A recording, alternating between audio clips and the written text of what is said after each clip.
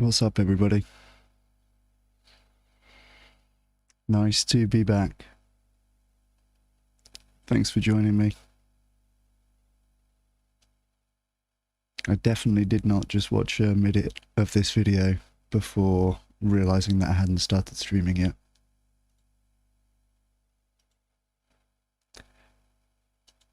We got Ask Yourself joining us in about an hour. And we have got a nice playlist here on effective animal advocacy, featuring this video, by Humane Hancock. This is 4 years old. How to multiply your impact as a vegan. Sounds like our cup of tea.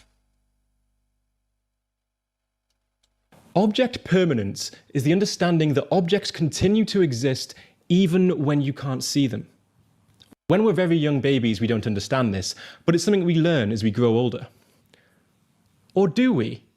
I mean, of course we understand conceptually that things also exist when we're not looking at them, but often it's kind of knowing without knowing, where we don't fully get it on an emotional level. An example of this is that meat eaters often aren't emotionally affected by atrocities happening in slaughterhouses that are out of sight, despite having been told that terrible things are happening. And it may be why we typically care a lot if we see someone in need right in front of us, while if someone's life in another country can be saved through charity, well, that doesn't make us feel the same sense of urgency.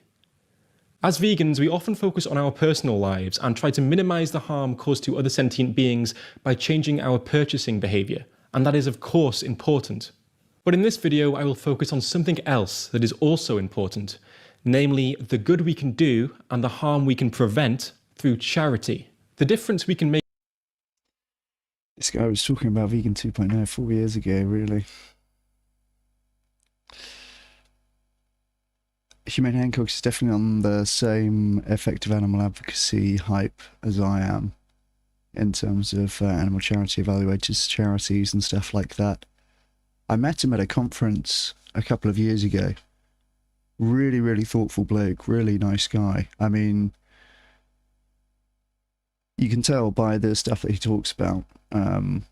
We have very similar approaches, I feel, to this kind of stuff overall.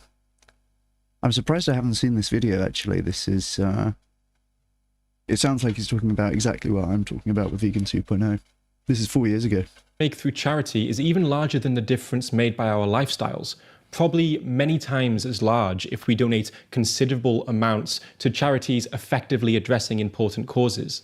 And I don't say that to minimize the importance of our lifestyles, but rather to underline the importance of charitable giving. There are several biases that affect our thinking when it comes to charitable giving. One of these biases is sometimes called scope insensitivity. Scope insensitivity occurs when a value we assign a problem doesn't correspond appropriately with its size. In a famous study, 3 groups of participants were asked how much they'd pay to save birds from drowning in oil ponds. Group A were asked how much they'd pay to save 2,000 birds. Group B and C were asked the same question, but with the number of birds instead being 20,000 and 200,000. On average, participants in Group A were willing to pay $80, while the ones in Group B were willing to pay $78, and the ones in Group C were willing to pay $88. So basically, the number of birds that would be helped was multiplied by 100, but the amount of money people said they'd be willing to pay remained about the same. When discussing this, AI theorist and writer Eliza Yudkowsky wrote the following. People visualize a single exhausted bird, its feathers soaked in black oil, unable to escape. This image, or prototype. Yes, I know this. This is escaping. Yeah. The scale of people's caring basically doesn't change at all for the opportunity to save 10 times as many or 100 times as many birds. Yeah, you can see here people's willingness to donate was around the same. We're really not that sensitive to, as he's saying here, multiplying the scale of our impact.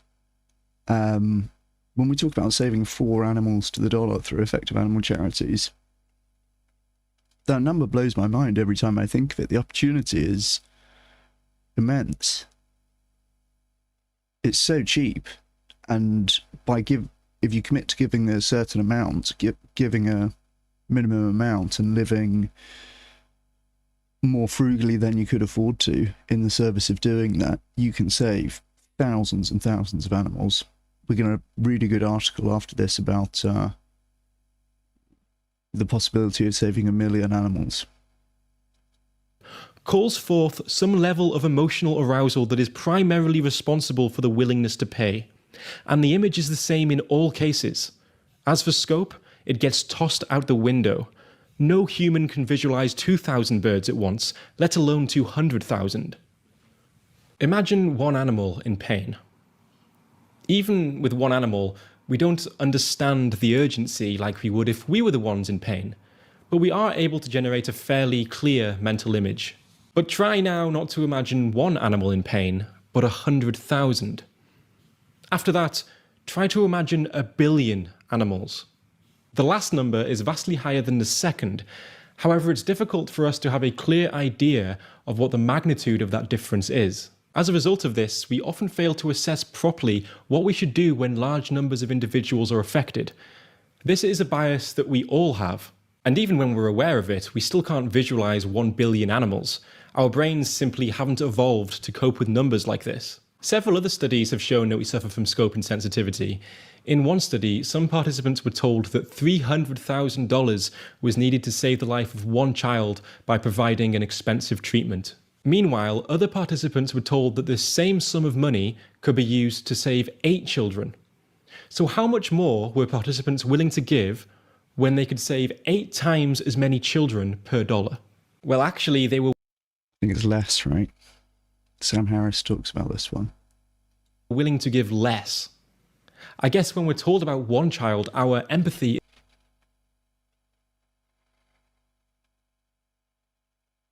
This is classic. They're not going to tell you the actual amount. Okay, well, I guess it's like $3 different by the looks of it. This is when given additional information. When they have an age and a name and a picture, the difference is most pronounced for one individual. That's interesting. When there's only an age, they're actually willing to give more for the group of 8. That's the only condition where this one was higher. Wonder why that would be. Am I reading that right? Yeah, the single for the age only given is less. Huh, okay. they were willing to give less. I guess when we're told about one child, our empathy is focused on that one child. While when we're told about several children, it feels more like a statistic. But if you got sick and needed life-saving treatment, it wouldn't matter to you whether you were the only sick person or 1 out of 1,000. It would still be just as important that your life was saved. Numbers matter because individuals matter. Helping individuals is why we're giving in the first place. And while some people might feel that it's a bit cold to be focused on numbers, it's what we need to do if we want to strategically intervene in the best way we can. What these Yeah, I am, you know, it won't surprise you to learn, someone who has never had that intuition, to me is kind of seems obvious that where the higher numbers are, that's where you want to go. Some people do seem to see that as somehow opposed to the spirit of helping. Like I've heard some people saying, you know, if I can just help one animal, then I'll have done enough. And that kind of sounds good until you think about it for a second and you think that's a very modest ambition. we're talking 4 animals to the dollar over here, right? So your ambition is literally worth 25 cents in that case. So I think that, yeah, for me, the higher numbers have always been, it's intuitively that's where you want to go. And I think that I've been playing around with a few different ideas for new edited videos. I've enjoyed doing live streaming, but I do like making edited videos also. And one idea that's sort of in the ether at the moment is Rutger Bremen's new thing, Moral Ambition.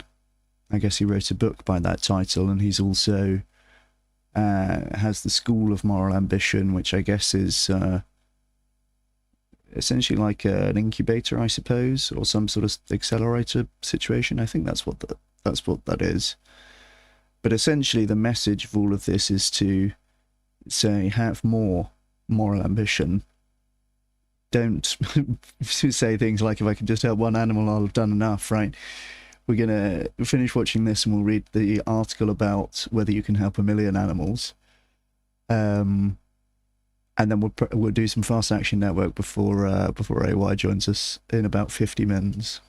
So-called numbers is individual human and non-human animals. Each number is an individual.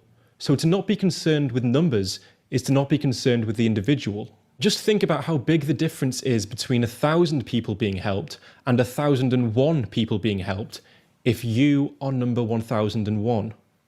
Perhaps we'll never be able to fully empathise with every human and non-human on Earth, but we can try to act in a more similar way to the way we would have acted if we did.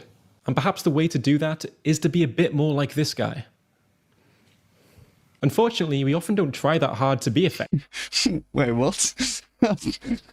Similar way to the way we would have acted if we did. And perhaps we'll never be able to fully empathise with every human and non-human on Earth, but we can try to act in a more similar way to the way we would have acted if we did. And perhaps the way to do that is to be a bit more like this guy. Okay. I was like, I'm going to know who this person is. No, he's just the calculator. He's just the calculator guy. Yes, the implication being that we should be functioning more like calculators and less like,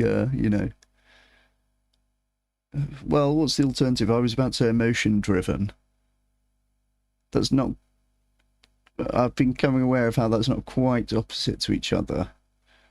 There's another video idea I have, actually, doing something about the role of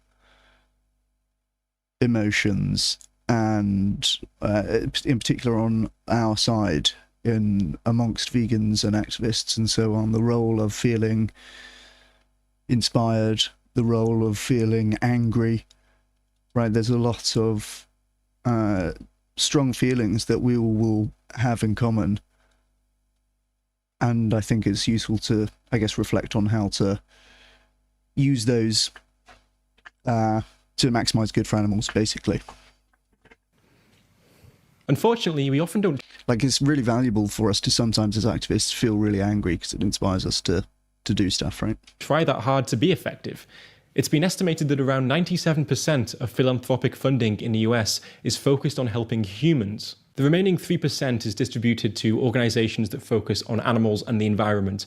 Even among the donations directed towards animals, We know this graph. it seems that a clear majority is going towards animal shelters, even though the amount of animals in shelters is only a small fraction of the animals that need our help.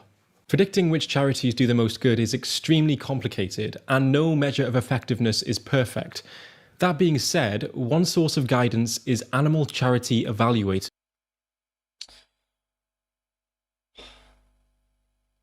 Can't believe this guy stole my idea and did it years before me.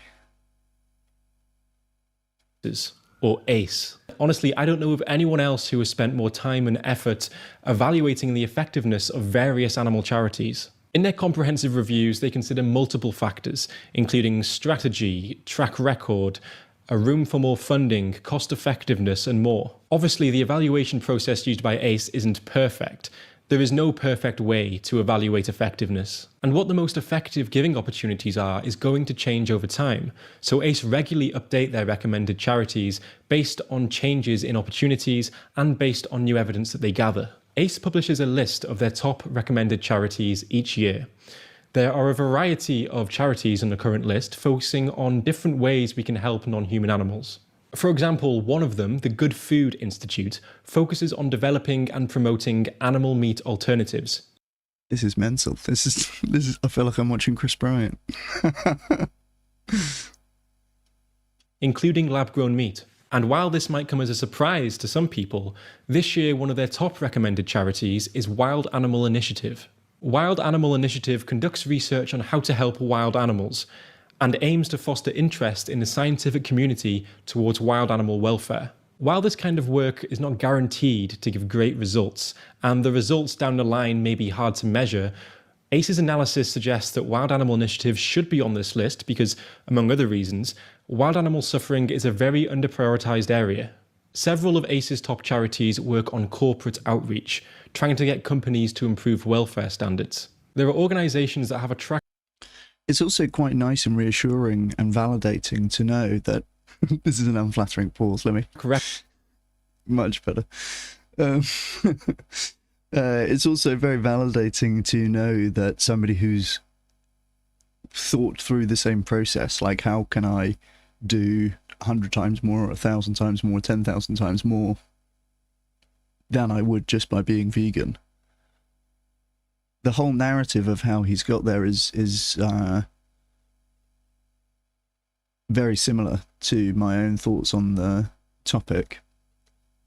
And it's good. It's, from my perspective, a good thing that he is talking about the same solutions. I wonder if he talks about other things than charitable giving in this video. Record of succeeding with this strategy in the past, partly due to companies knowing that they will be faced with bad PR if they don't comply. This gets us into another discussion though, the debate between welfarism and abolitionism. So to give you an insight into my own background, here's an excerpt from a video that I made in 2019.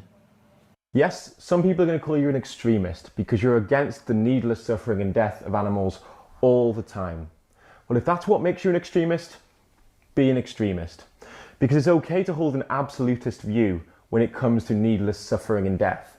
When it comes to the abuse of children, I'm an absolutist. Call me an extremist because I'm against it all the time. When it comes to the rape of women or men, I'm an extremist because I'm against it all the time. So when it comes to needless suffering of animals, when it comes to turning them into objects for our selfish desires, call me an extremist because I'm against it all the time. So welcome to your first therapy session. I assure you I am extremely experienced within this subject area. So tell me, how long have you been beating your wife? Since the start, really. I've always done it. This is interesting. Is he going to say that sort of black and white thinking around doing a thing or not is pale in comparison? Because, I mean, it seems quite rough with these analogies that he's doing in his old videos. Yeah, I've always had this anger inside of me. Right, and in the last week, how often have you beaten your wife? Every day. I think I've seen this before. I think he does say if you do it less, it is better. Which I guess is correct. Every single day. Piece of shit.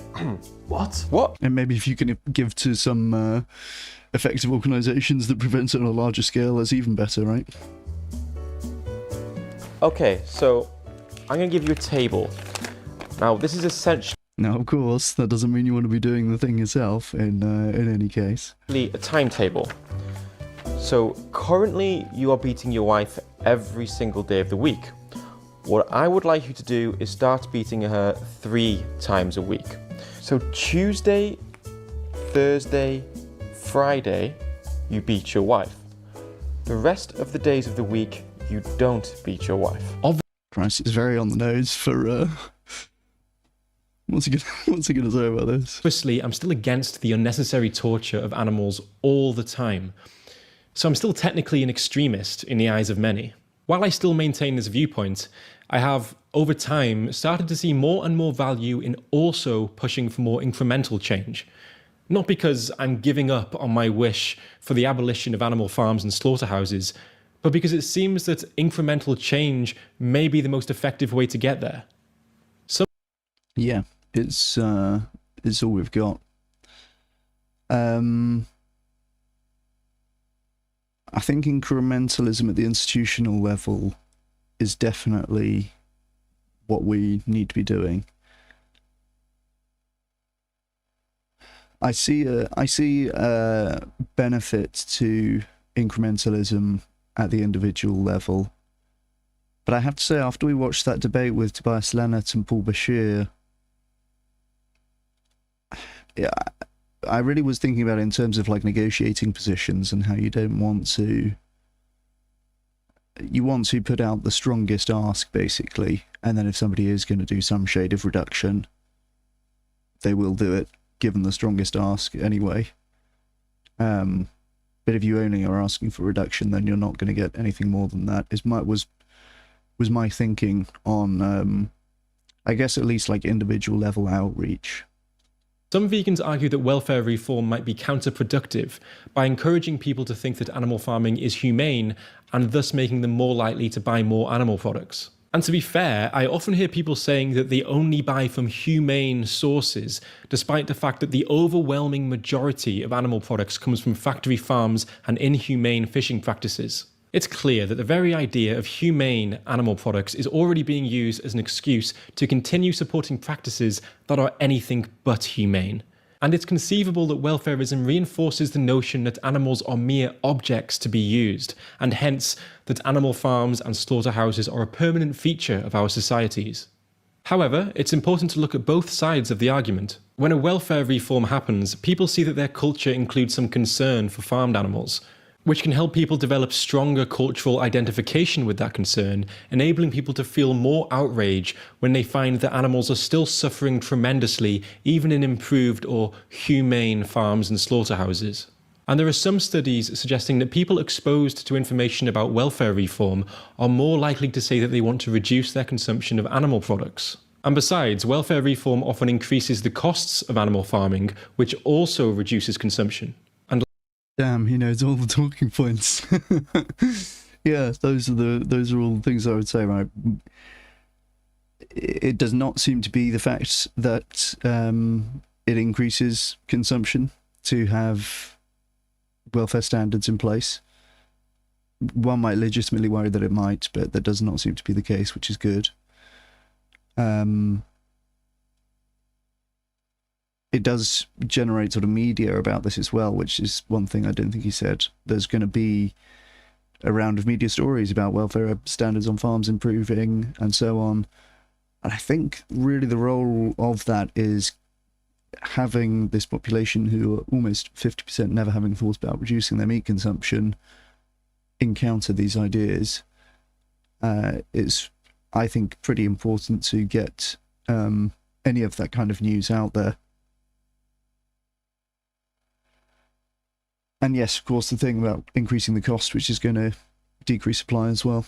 Last but not least, welfare reform can make a very important difference to the many animals that are directly affected. Keeping hens trapped in cages where they haven't even got the space to lift up their wings is worse than keeping hens in barns where they at least have the space to move around. Of course, I would rather the animal hadn't been bred and exploited at all. But whenever their lives can be made less miserable, I think that matters a lot. After all, it would matter a lot to me if I was them. The way for a movement to achieve their goals varies from situation to... Yeah, I strongly agree with that. The whole thing seems like experiential in nature is the thing to care about, right? The subjective experience, the suffering.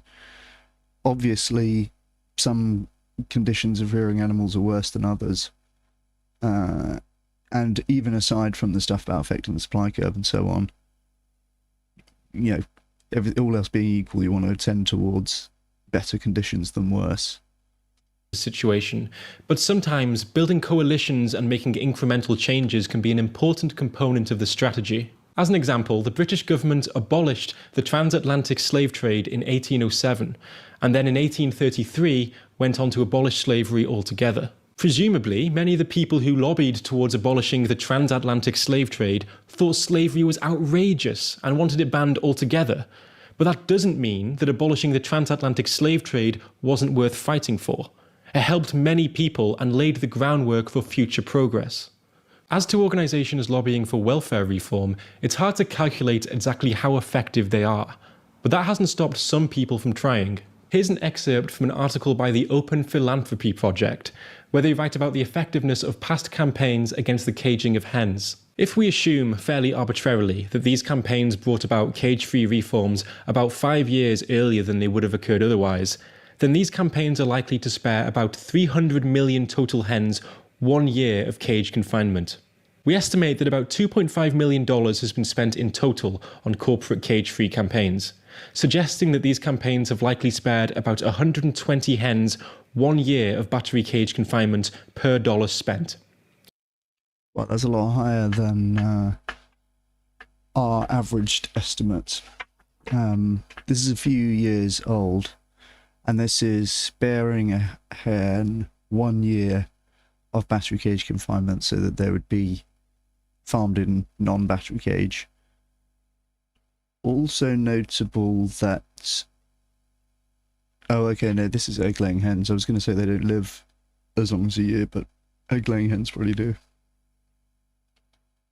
If we were to include the funding spent to pass Proposition 2 in California in 2008, which banned battery cages in the state and may have been necessary to enable the later corporate campaigns, the estimate would drop to something more like 20 hens spared a year in battery cages per dollar spent.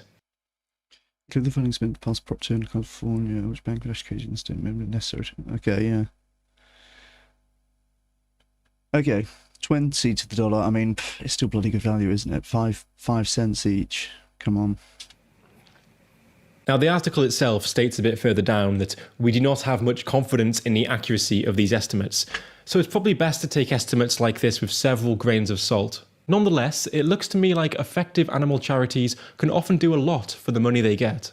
If I was to make a recommendation for effective giving to reduce animal suffering, I would probably suggest going to ACE and reading the reports of their top charities. But if you don't want to do that, another great option is to give to the EA Animal Welfare Fund. With full transparency, the fund gives out grants to various effective charities working to reduce animal suffering. The people who manage this fund have thought extensively and deeply about effectiveness. And by being organised the way they are able to be nimble and opportunistic when good funding opportunities arrive. And also, since they distribute between different kinds of charities, donating to them is an easy way to avoid putting all of your tofu in one basket. And if this approach appeals to you, perhaps you'd be interested in effective altruism more generally. Effective altruism can be described as both a movement and a philosophy that advocates using evidence and reasoning to determine the most effective ways to help others with our resources. Now, that might not sound so original, but when people try really hard to figure out where the opportunities to do the most good can be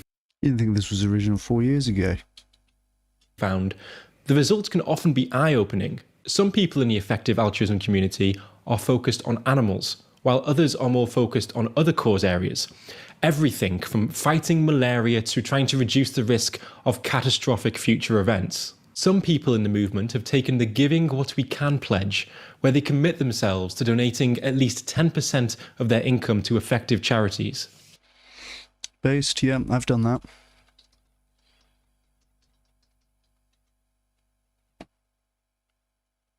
Turn your income into outcomes. That's cool. I haven't seen that catchphrase before, that motto. What would you say? Tagline. Giving what we can. You can pledge to give 10% of your income, as I have done. I think they recently announced their 10,000th person. Yeah, that's right, 10,190 people.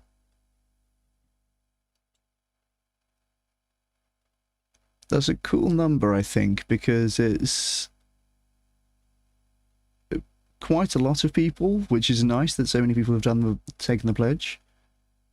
But it's also not so many people that if you go and take the pledge now, you're still pretty much one of the first. Hopefully, right? Maybe that's based on my optimistic projections for the pledge growth. But that's cool. 4 years ago, it certainly wasn't at that 10,000 mark when Humane Hancock was on it. But yeah, if you haven't done so, I strongly encourage you to go to Giving What We Can. It seems like a big commitment, giving 10% of your income, and it is a big commitment, right? You know, there's no two ways about it, really. I have found it to be thoroughly worthwhile. I did a video on all the money that I've given to effective animal charities, and both of the people that I have interviewed on this topic, as well as myself, would say, and have said, that if they had all of the money back tomorrow, they would give it away again straight away. So really no regrets with any of my money that have gone towards effective animal charities, and I hope that I have a long and decent earning life so that I can continue to put resources into the animal movement. And if I do that for all of my life and help to move the needle, that'll be worthwhile. That'll be a life well Anyway, lived. that's enough about effective altruism for now, but I have a playlist in my pinned comment for those of you who want to learn more. If you think this video had an important message, then Hey Tone, how's it going? Hey Lee as well, nice to see you. Hey Weaver. you can help by sharing it on social media and with friends. I hope you all have a fantastic Christmas, and if you want to celebrate this time of the year by helping animals, then perhaps consider leaving animal products off your plate and donating to an effective animal charity. I'll leave links to the websites of both Animal Charity Evaluators and the EA Animal Welfare Fund in the description box of this video for those of you who want to learn more or donate. I'll also post links to some additional reading for those of you who are particularly interested in this topic. And if you want to be notified about new content, then hit the bell icon. With that said, thanks for watching, and I hope you have a wonderful day. Nice.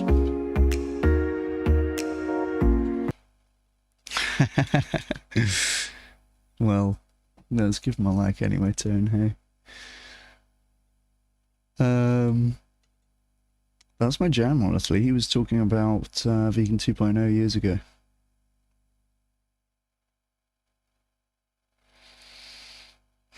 This is EA Animal Welfare Fund.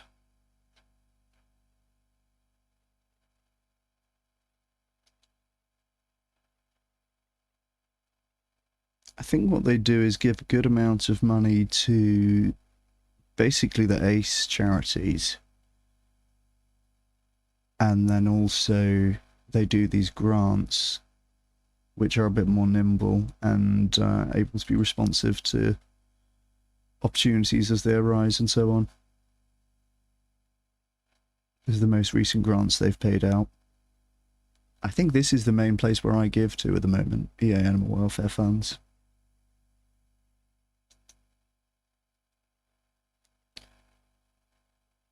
So that's cool. Well, I enjoyed that. I enjoyed that. I'm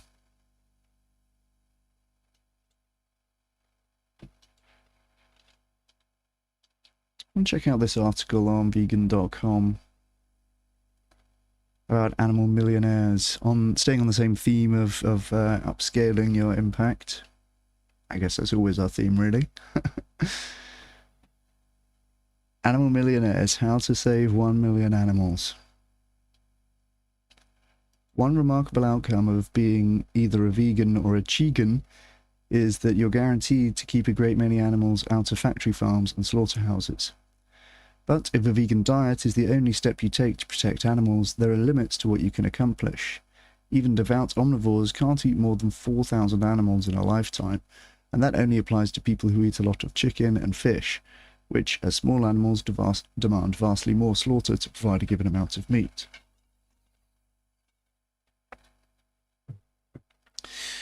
While keeping 4,000 animals from slaughter matters immensely to the animals in question, one person's food choices can't begin to move the needle where global animal agribusiness is concerned. That's because the worldwide meat industry exploits animals not by the thousand or even the million, but by the billion. Worldwide, more than 70 billion chickens, pigs, and cows go to slaughter every year.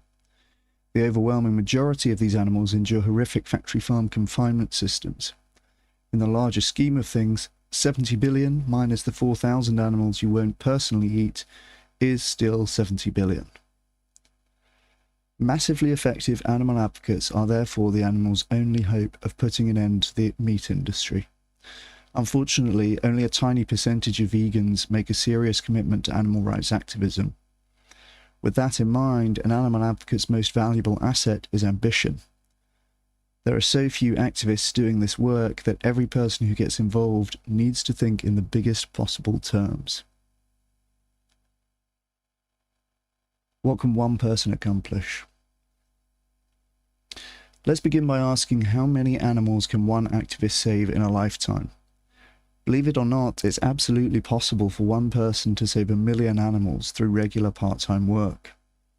I've come up with a name to describe anyone who impacts this many animals: an animal millionaire. I hope it will inspire you to think about your own impact in the largest possible terms. Every animal advocate ought to find ways to scale up their ambitions in order to protect as many animals as possible. Needless to say, strongly agreeing with all of this and very much in keeping. I read this article years ago, and it definitely, I found it to be inspiring. Using social media for animals. One of the best ways to deliver big results is to leverage your social media presence. The one word of caution here is that on some social media platforms it's easy to come off as monomaniacal, if you do nothing but relentlessly post about animal issues. Effective social media advocacy always begins by understanding the culture of whatever platform you're using. On Facebook, the expectation is that most posts will be light-hearted stuff related to fun moments with friends and family. It's kind of it's kind of dated, isn't it? My main expectation on Facebook now is not to see anything from anybody I know. Don't know why I look at it, honestly. No, I do. I get Simpsons memes and Peep Show memes, so, you know, it's good stuff. Post too frequently about factory farm atrocities and you'll get blocked by precisely the people you want most to reach. Yeah, I don't know if blocked, but, you know, you won't show up in their algo, basically, if you're consistently producing stuff that they are not interacting with. That said, depending on the platform, I mean, my LinkedIn now seems to mainly give me stuff that I'm going to disagree with, because it knows that's a sucker for engagement for me. So I get a lot of Paul Wood posts. We're going to look at one of them later on. Paul Wood, by the way, has challenged me to a second debate, which we'll look at later on. We haven't set a date yet, but I'm sure that we will get it in. That's going to be banging. I'm looking forward to that. We're always beefing in LinkedIn comments since we spoke, and yeah, we'll have a second debate. There's another, well, I mean, there's a bunch of people who are refusing to debate, but yeah, Paul Wood ain't one of them, to be fair, right? Say what you like about the man, but I do respect anyone who's actually willing to. I think it's a good sign of some degree of honesty. Like he doesn't know that he's wrong on some of this stuff. Some of this stuff, I think he does know he's wrong, but some of it he doesn't. That's really the most positive thing I can bring myself to say about the man at the moment. But you know, we appreciate the content anyways. Okay, here we go. So, keep things on Facebook light and respect the admittedly shallow cultural expectations. Devote the majority of your posts to non-animal issues, and then maybe once a week or once a month, pop off a vegan-oriented post. And don't forget that a photo of a killer vegan burrito will receive more likes and attention than this week's horrific undercover slaughterhouse video. Yeah, I mean, likes and attention is, of course, only one of the metrics that you want to be concerned with. All else equal, you want to get more attention.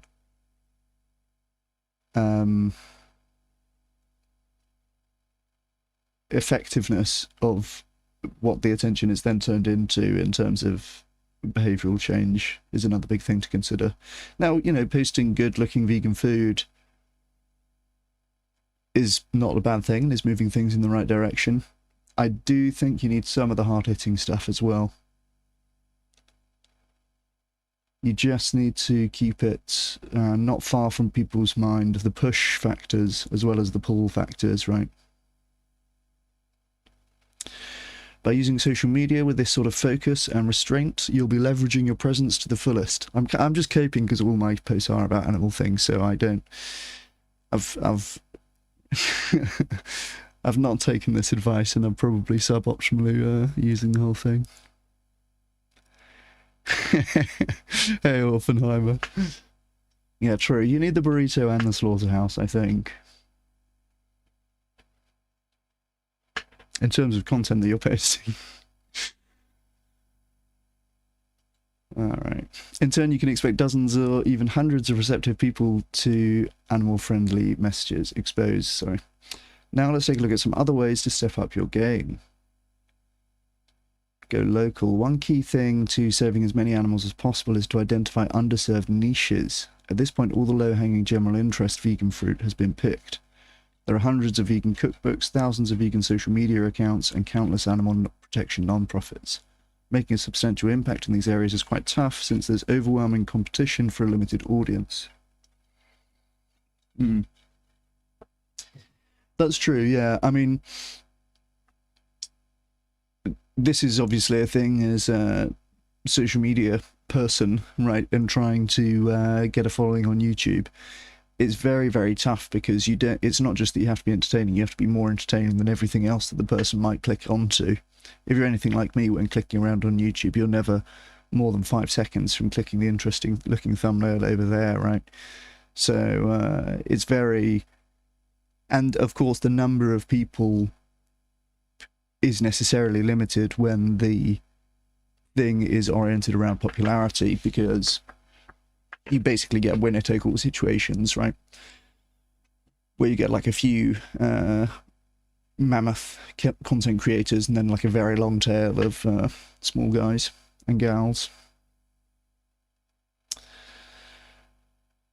By contrast, there's an almost limitless array of important activist opportunities available on the local level, and ironically, the less vegan-friendly your location is, the greater your potential to have an impact. Starting a vegan food truck in Portland, Oregon won't measurably impact the city, given that seemingly every other restaurant in Portland already offers a mostly vegan menu. But bring a food truck to Mobile, Alabama, or Lincoln, Nebraska, and these cities' vegan scenes would transform overnight. Yeah, I mean, aside from setting up a vegan food truck, it would be nice to have a bit more about local political stuff, maybe. Or maybe this is what he's going on to talk about. Ah, indeed, it is. Opportunities for local vegan activism abound. Some people set up a small local business, like a cookie or sandwich company. Others routinely ask existing restaurants for more vegan menu items. I think that's a really good one, honestly. Anytime you're going to lunch, go into places that you know don't have vegan items. Ask them if they have any vegan items, and then leave when they tell you they don't. Do that a few times a week. Different places, right? Even writing vegan restaurants reviews for Google Maps and Happy Cow will help to build the local vegan scene. Another easy area of focus is to urge city governments and local school districts to embrace Meatless Mondays. If you don't know where to begin, start by dabbling in something, anything on the fringes of the movement. Do what it takes to meet more activists. You'll feel less isolated as you build community, plus you'll gain opportunities for coordinated efforts. One great way to meet fellow activists is to attend a big regional vegan festival or an animal rights conference. Yeah, I think this is important, and hopefully something kind of cool with a live stream, right? You'll recognize the same people in chat and feel join the Discord server and feel sort of part of a community. And I think that's really important to, again, motivating action.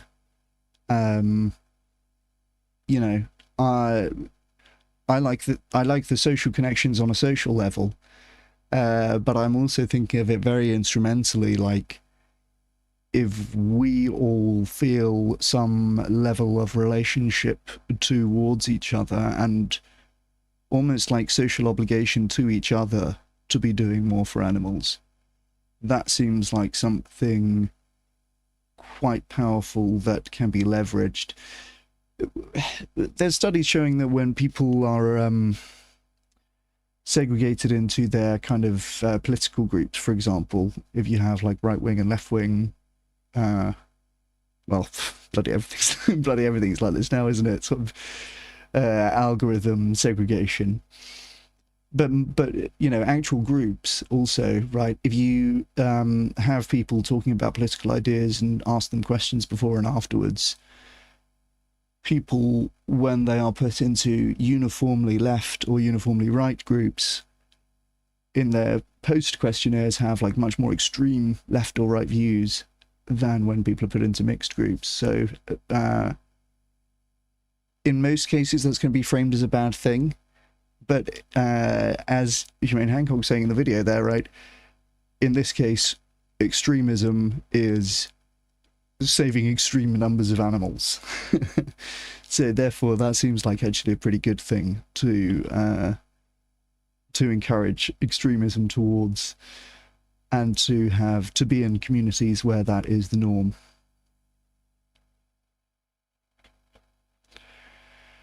If there's already a local vegan meetup in your area, make sure to attend, and if there isn't, start one. These are just some basic ideas for local activism. See Hilary Rettig's Guide to Local Vegan Activism for a deep exploration of the topic.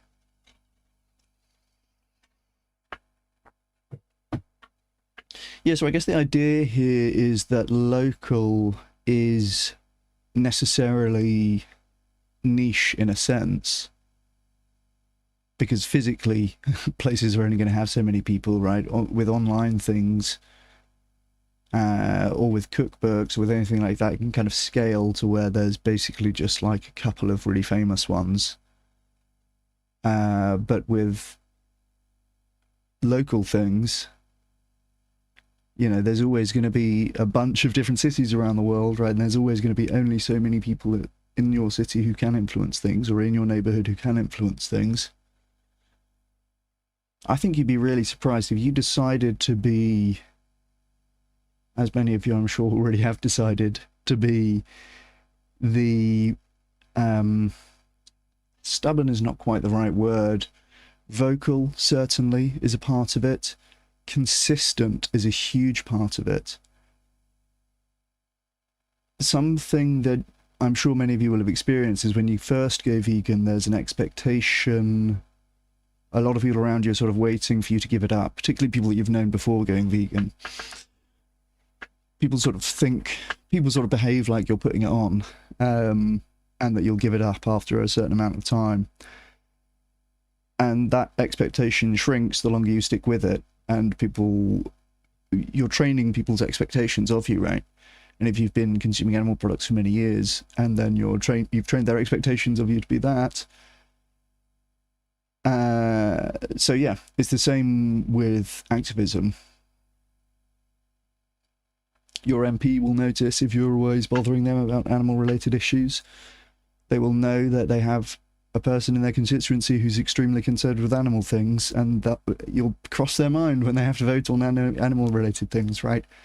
And maybe if they, as my MP is, are also sympathetic to animal causes, they will form a longer-term relationship with you, and you can do things with them and support them and help to bring their attention to animal-related issues and so on, right? So, yeah, local-related things are nice because they are kind of necessarily niche, and on a business and on a political level, yeah, a lot of things are sort of only ultimately local. Advanced activism. Some forms of animal advocacy require substantial training and experience and the ability to map your own course. Ideally, you want to find something you're especially good at that can further the cause of animal protection. Alternately, nothing helps animals more than giant piles of money donated to the right organizations. Let's go. One of the most powerful forms of activism is therefore choosing a lucrative career and donating generously to highly effective non-profits. Yes, we spoke to Felix Werderman, who's the business consultant in Germany, a mathematical genius, and a high-earning business consultant who chooses to live a very simple life so that he can give thousands and thousands of euros to helping animals. What a cool life. What a cool life to be that guy who is just generating so much value, choosing to have simple pleasures, and helping thousands and thousands of animals. What a cool life. Regardless of whether your contribution involves time or money, it's imperative to read a few well-chosen books on animal advocacy. Through this reading, you'll gain insights into the activist opportunities that deliver the greatest results. Yeah, I think I've been thinking about this a bit. Being well-informed is kind of like the master variable that's going to affect all your other activism. You'll be able to have much better interactions with people and be much more persuasive if you have arguments to hand or facts or statistics that you can bring out that are very compelling. So I think spending time learning about this stuff is always valuable. That's why I'm very pleased to do a largely reading-based stream. I hope it's useful for everybody watching. Oh, 12 people here. Give us, drop a like on the stream, guys. Oh, we're near the end of this article. We'll do a little bit of Fast Action Network then, while we wait for AY in about 10 minutes. Drop a like on the stream, guys, and subscribe if you haven't already.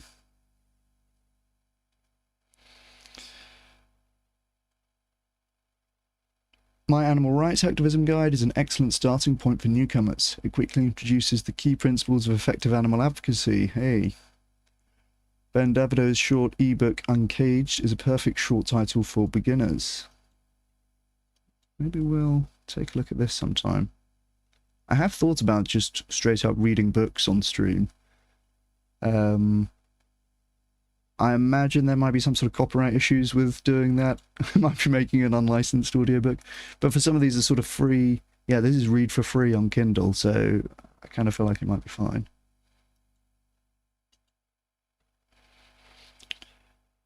The book contains 30 brief essays from the animal protection movement's most prominent activists. Nick Cooney's books are, oh yeah, these are good. I've read some of Nick Cooney's books. Are geared to experienced activists who seek a rigorous analysis of the should devote to social change. If you're ready to dive into Cooney's writing, his first book on activism, Change of Heart, makes a good starting point.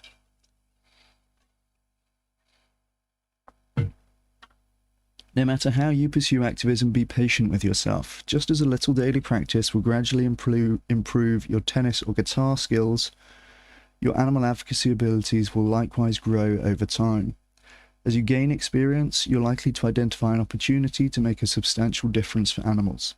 Keep trying to increase your impact, and you'll soon discover that saving 1 million animals is well within your grasp and a reasonable lifetime goal.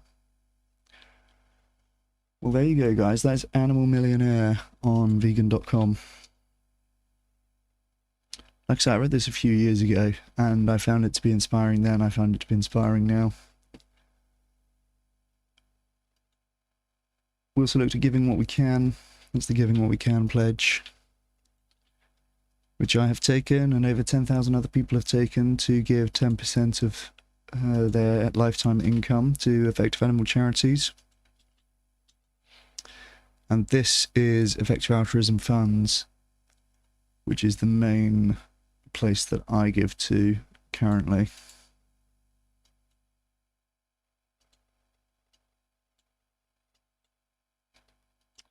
Let's do a little bit of Fast Action Network. We've got Ask Yourself in about 7 minutes.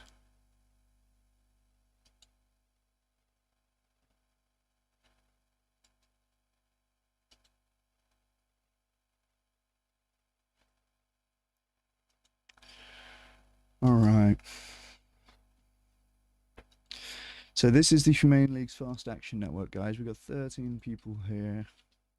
Drop a like on the stream if you haven't done that already.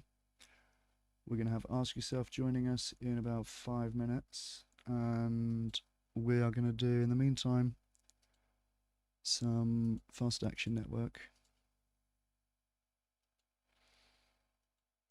So this is organised campaigns against, in this case, this is Radisson Hotel. A lot of hotel chains at the moment. And what we're doing is writing to stakeholders of organisations which have made cage-free pledges and failed to keep them. So they have told consumers and shareholders and so on that they will be going cage-free. Choice Hotels, this is the other one. And they have not done it.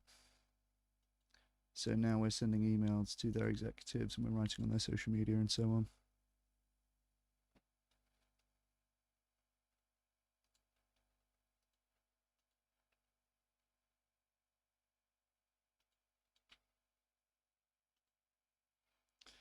Cambria Hotel. Come and join me on action.thehumaneleague.org.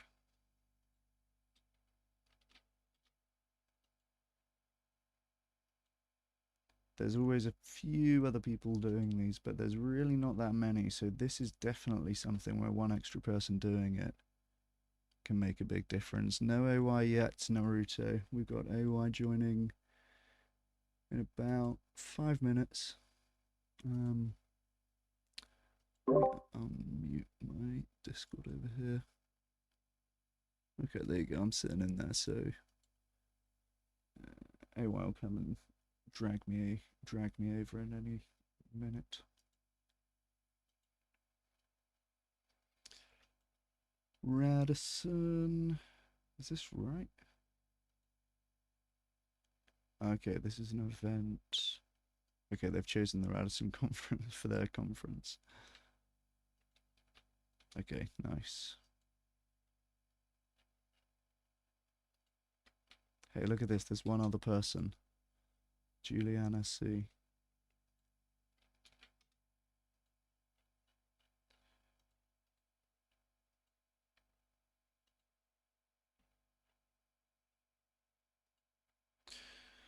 Commenting on Choice Hotels, LinkedIn. This platform makes it super easy to take part in this coordinated activism, guys. There's no excuse not to do it, honestly. This is where the real numbers are at. Coordinated activism campaigns focused on institutions that you can make a real difference in their decisions and their supply chains. Even the few months that we've been doing this, we already had Subway coming out and changing their supply chains, or whatever it was, right? Confirming the changes to their supply chains, announcing a timeline. They cucked to the activist demands. That's the point.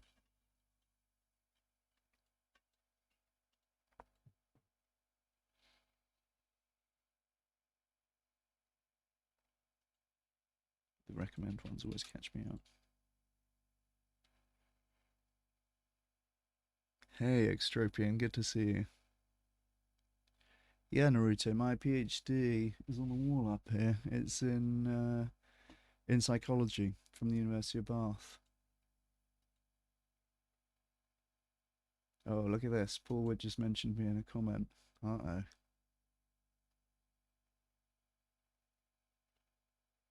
Alright, this is, actually, this was on my list of things to look at with OI. I mentioned earlier that Paul Wood has challenged me to a second debate. And he's currently doing some weird dancing about definitions of factory farms. I don't know why he thinks this is going to be a problem, but that's on my list to look at with OI. As well as a little snippet from the Freddie Leroy debate. I've been posting clips from the Freddie Leroy debate last week. Posting victory laps, really. Did we do this? I think we did this.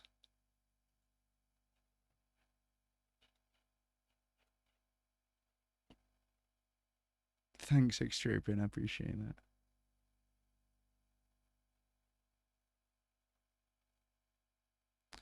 Oh, nice. You went to the meeting? Yeah, that's right. A lot of their stuff is on Cage Free. We've spoken before about how the Cage Free asks and other similar asks do you know. I know some people are not on board with the welfarist reforms, but they are also reducing the number of animals being farmed, right? So making it more expensive to do so. So yeah, that's based extropian. Well done, good for you.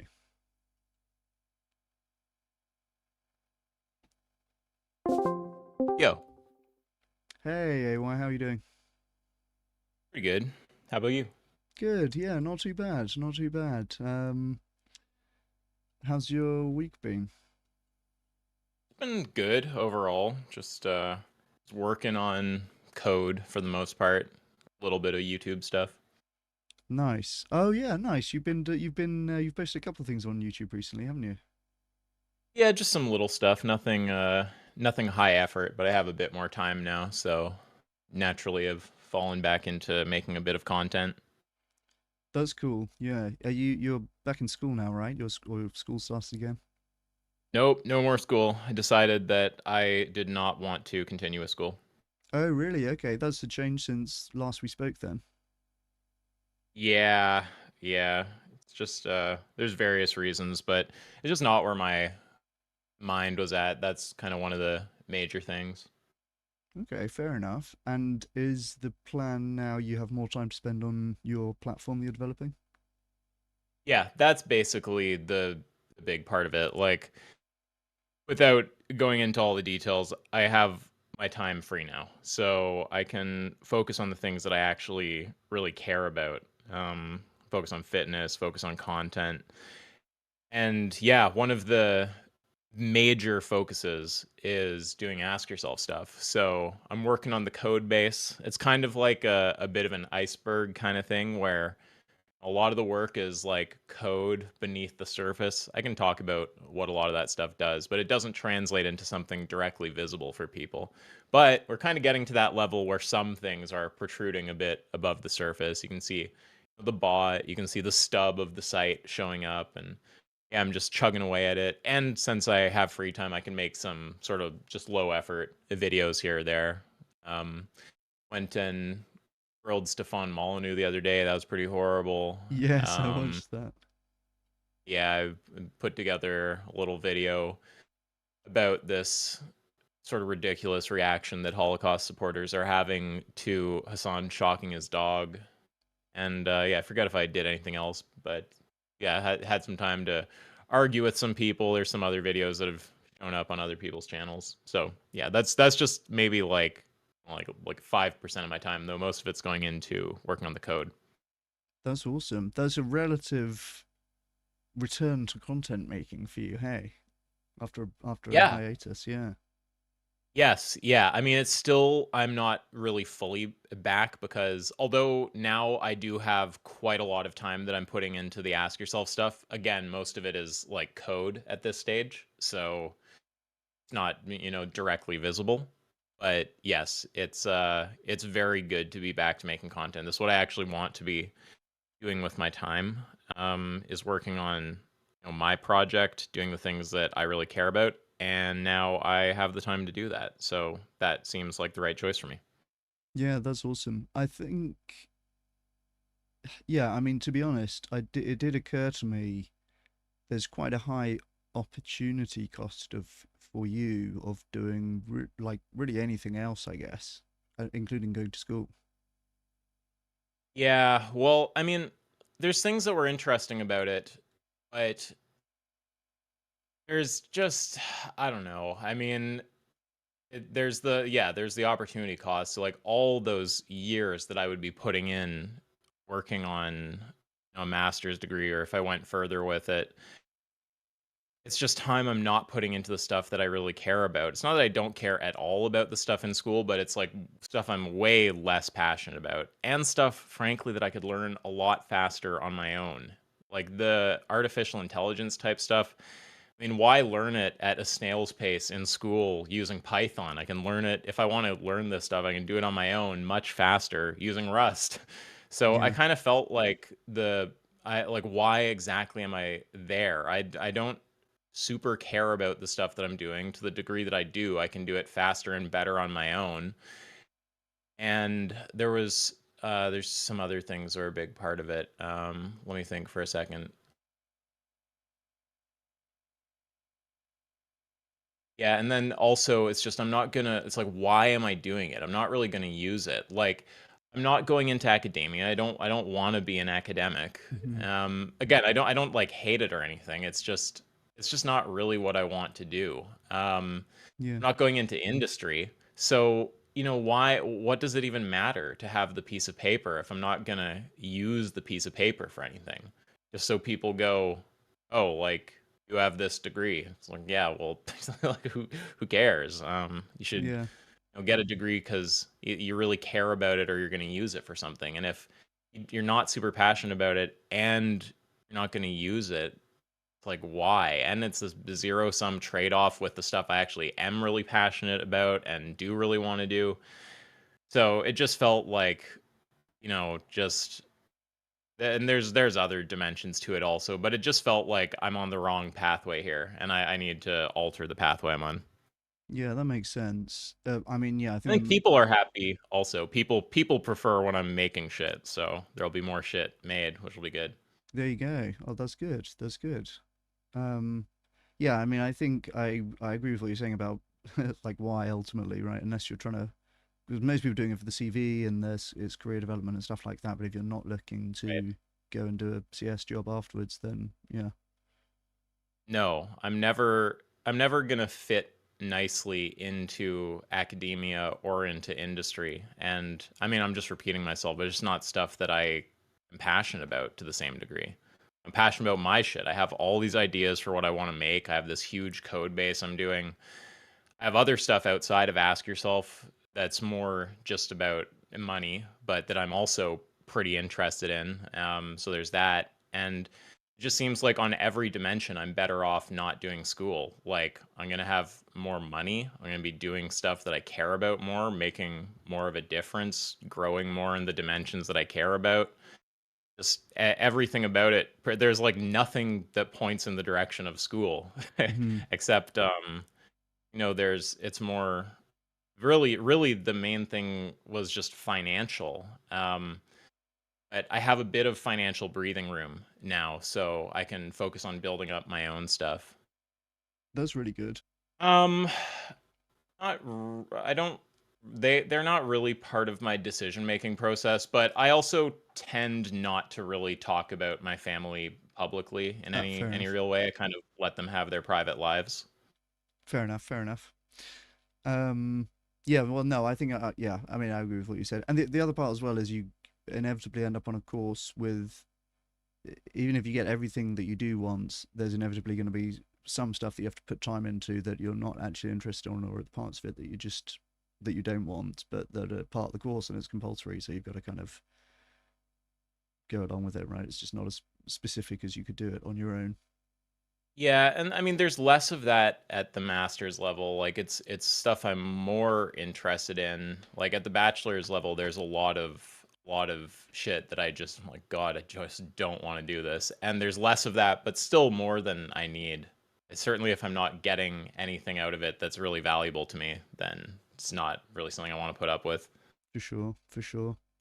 Um, I've got good news for you. Oh yeah. Yeah, well, I have taken the main bit of debate-based wisdom that I've taken from our interaction so far, and from your other YouTube videos and stuff that you made about debate, sticking to the point, sticking rigidly to the point, and coming back to the point, and as a whole, I don't want to say strategy, but like as a main point of focus, given how unstructured these conversations can always be.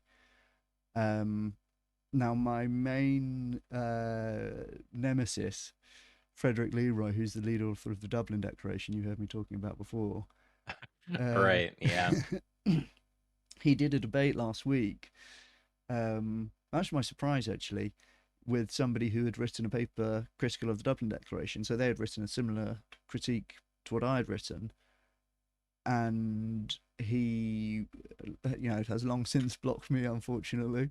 But he debated with this other person who's written a similar critique, and I didn't know that much about this lady who he was debating. She's called Irina Herzog.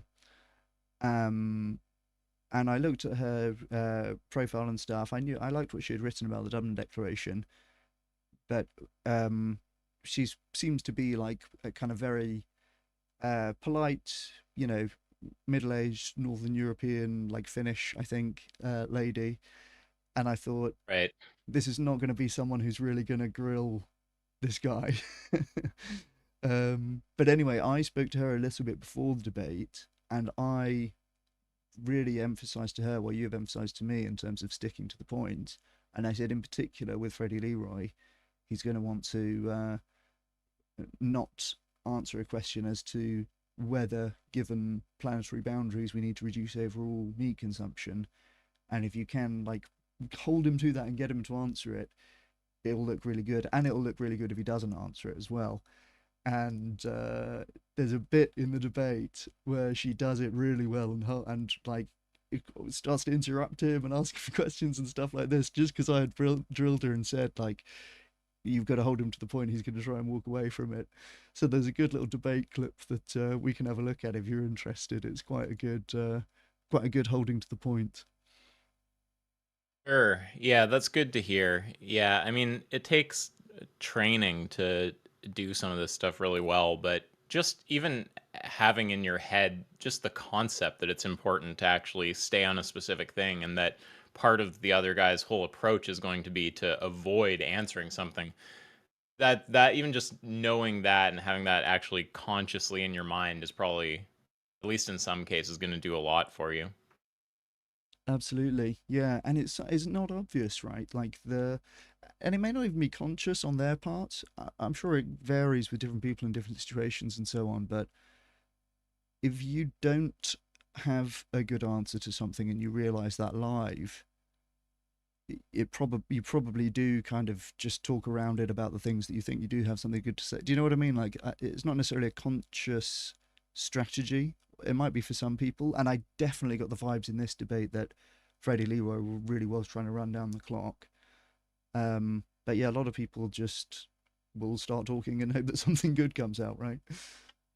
Yeah, I think that a lot of times it's a sort of subconscious or barely conscious kind of feeling of dissonance and need to get away from, like a kind of aversion. And then the person just kind of scrambles, like they sort of just try to throw shit out there, somehow get away from it. So yeah, I don't think it's always a conscious strategy. And I guess one obvious reason to think that is that basically nobody would think through their strategy and conclude that that's a good idea. Right. Who would land on that? They'd probably be like, oh, well, this is a problem that I can't answer this. I need to think of some other way to deal with it. Like, I need to not make this point in the first place, or have the debate on a topic that doesn't directly connect to the, like, I mean, you could think of a whole ton of things that someone might do, but no one's going to sit there and go, yeah, well, this is a problem, so I guess my strategy will just be to fucking scramble like a rat if someone brings it up. Yeah, yeah. Honestly, I think that is basically the fundamental strategy of the Dublin Declaration, because the whole thing is like making noises as if they're saying we don't need to eat less meat. But in fact, they're never actually quite saying that. And even in the debate, there was a brilliant moment when she says something like, there's a study showing that the paper gives the impression that there's no need to reduce meat consumption to save the planet, or something like that. And he says, no, we didn't say that. We never Study said that. on, sorry, there's a study on how people interpret the paper. Yes, there is. Yeah, this is hilarious. brilliant. This is Wow. brilliant because basically the critique was exactly as I just said. Like, you guys are giving the impression that there's a few different things in there, that you need meat to be healthy, that we don't need to reduce meat consumption to save the planet, and a couple of other things, right? And it was sort of Right. claimed that your paper is giving this impression. You never quite claim it, but you're giving this impression, right? And then the authors rather than trying to defend any of those positions and saying, oh, we actually do need meat to be healthy, we actually don't need to reduce meat consumption for the planet, they just said, well, we never said that. We didn't say that. Right. And we didn't even imply that. They said, we didn't not even imply that. And in response, the authors who had made that critique ran a survey. They ran a survey of 500 people, and they asked them whether they had them read the Dublin Declaration, and they just asked them whether they thought that it communicated these things, and then were able to go back and say, well, look at this, over 80% of people said that it does communicate these things. Oh, that's a high number, assuming the methodology is decent there. That's pretty brutal. I mean, they can say that it wasn't their intention, which is, I mean, doubtful. I think like honestly, my opinion of Holocaust deniers at this point is just so low. Like, yes, there's people who have not heard of the topic who are in the same position that you or I were once in. You weren't raised vegan, right? You No, you that's right. became aware. Yeah. So, yes, there's good people out there. They just don't know. They just have to be made aware. And there's some people who aren't exactly, I mean, I wouldn't even say necessarily that this makes you a good person. I just say this makes you not a piece of shit. There's people like you and I who aren't piece of shit. There's people who are like bit closer to neutral, or like they like you kind of have to pull teeth, but if you really get them to, like, they might try to make a joke about it or dismiss it or something, or change the topic if you bring it up. But if you're like, hey, like, I'm really trying to show you something important here, will you like be serious and look at it, and you kind of got to pull teeth. But then at some point they go, okay, yeah, actually Holocaust bad, I need to stop this. There's people who are like that. So still maybe not great moral character, but not terrible. And there's a lot of people who are just really just human garbage, just filth on feet. Like, I just, my opinion of Holocaust deniers at this point is just, oh, it's Holocaust supporters. They don't all necessarily deny, some openly support, but it's just so low. Like, a lot of these people are just scum. So I don't put it beyond them to, especially the kind of ones who are very aware of what's happening. I don't put it beyond them to just literally lie about their motivation, about their beliefs, all sorts of stuff. One or two other things I'd also say.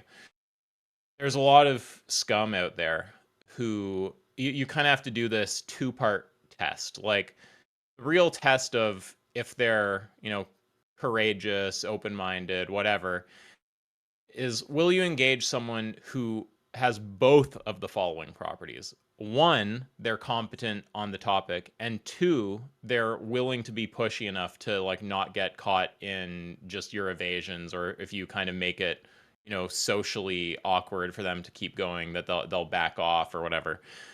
A lot of people you'll find like to posture like they're open to debate, but you'll only ever see them talk to people who have at most one of those dimensions. Like, if someone isn't competent or able to press them, they're happy to talk to that person. If someone is willing to press them but not that competent, they're happy to talk to that person, just make them look stupid, out debate them. And if someone is not willing to press them, this sounds more like what you anticipated, the category that you anticipated this lady would be in. If they're able to, like, they can do the reasoning part well, but they're going to be very polite and like cordial, and if the other person sort of tries to get away from the topic, they'll let them do it. They'll also talk to someone like that. But then the people who are in both categories, like, they're a strong debater, they know the topic well, all that stuff, but also they're going to push and they're not going to let you weasel. They avoid those people like the plague. So that's something to look out for when you see someone posturing like they're willing to talk to, like, Cosmic Skeptic is an example of this, right?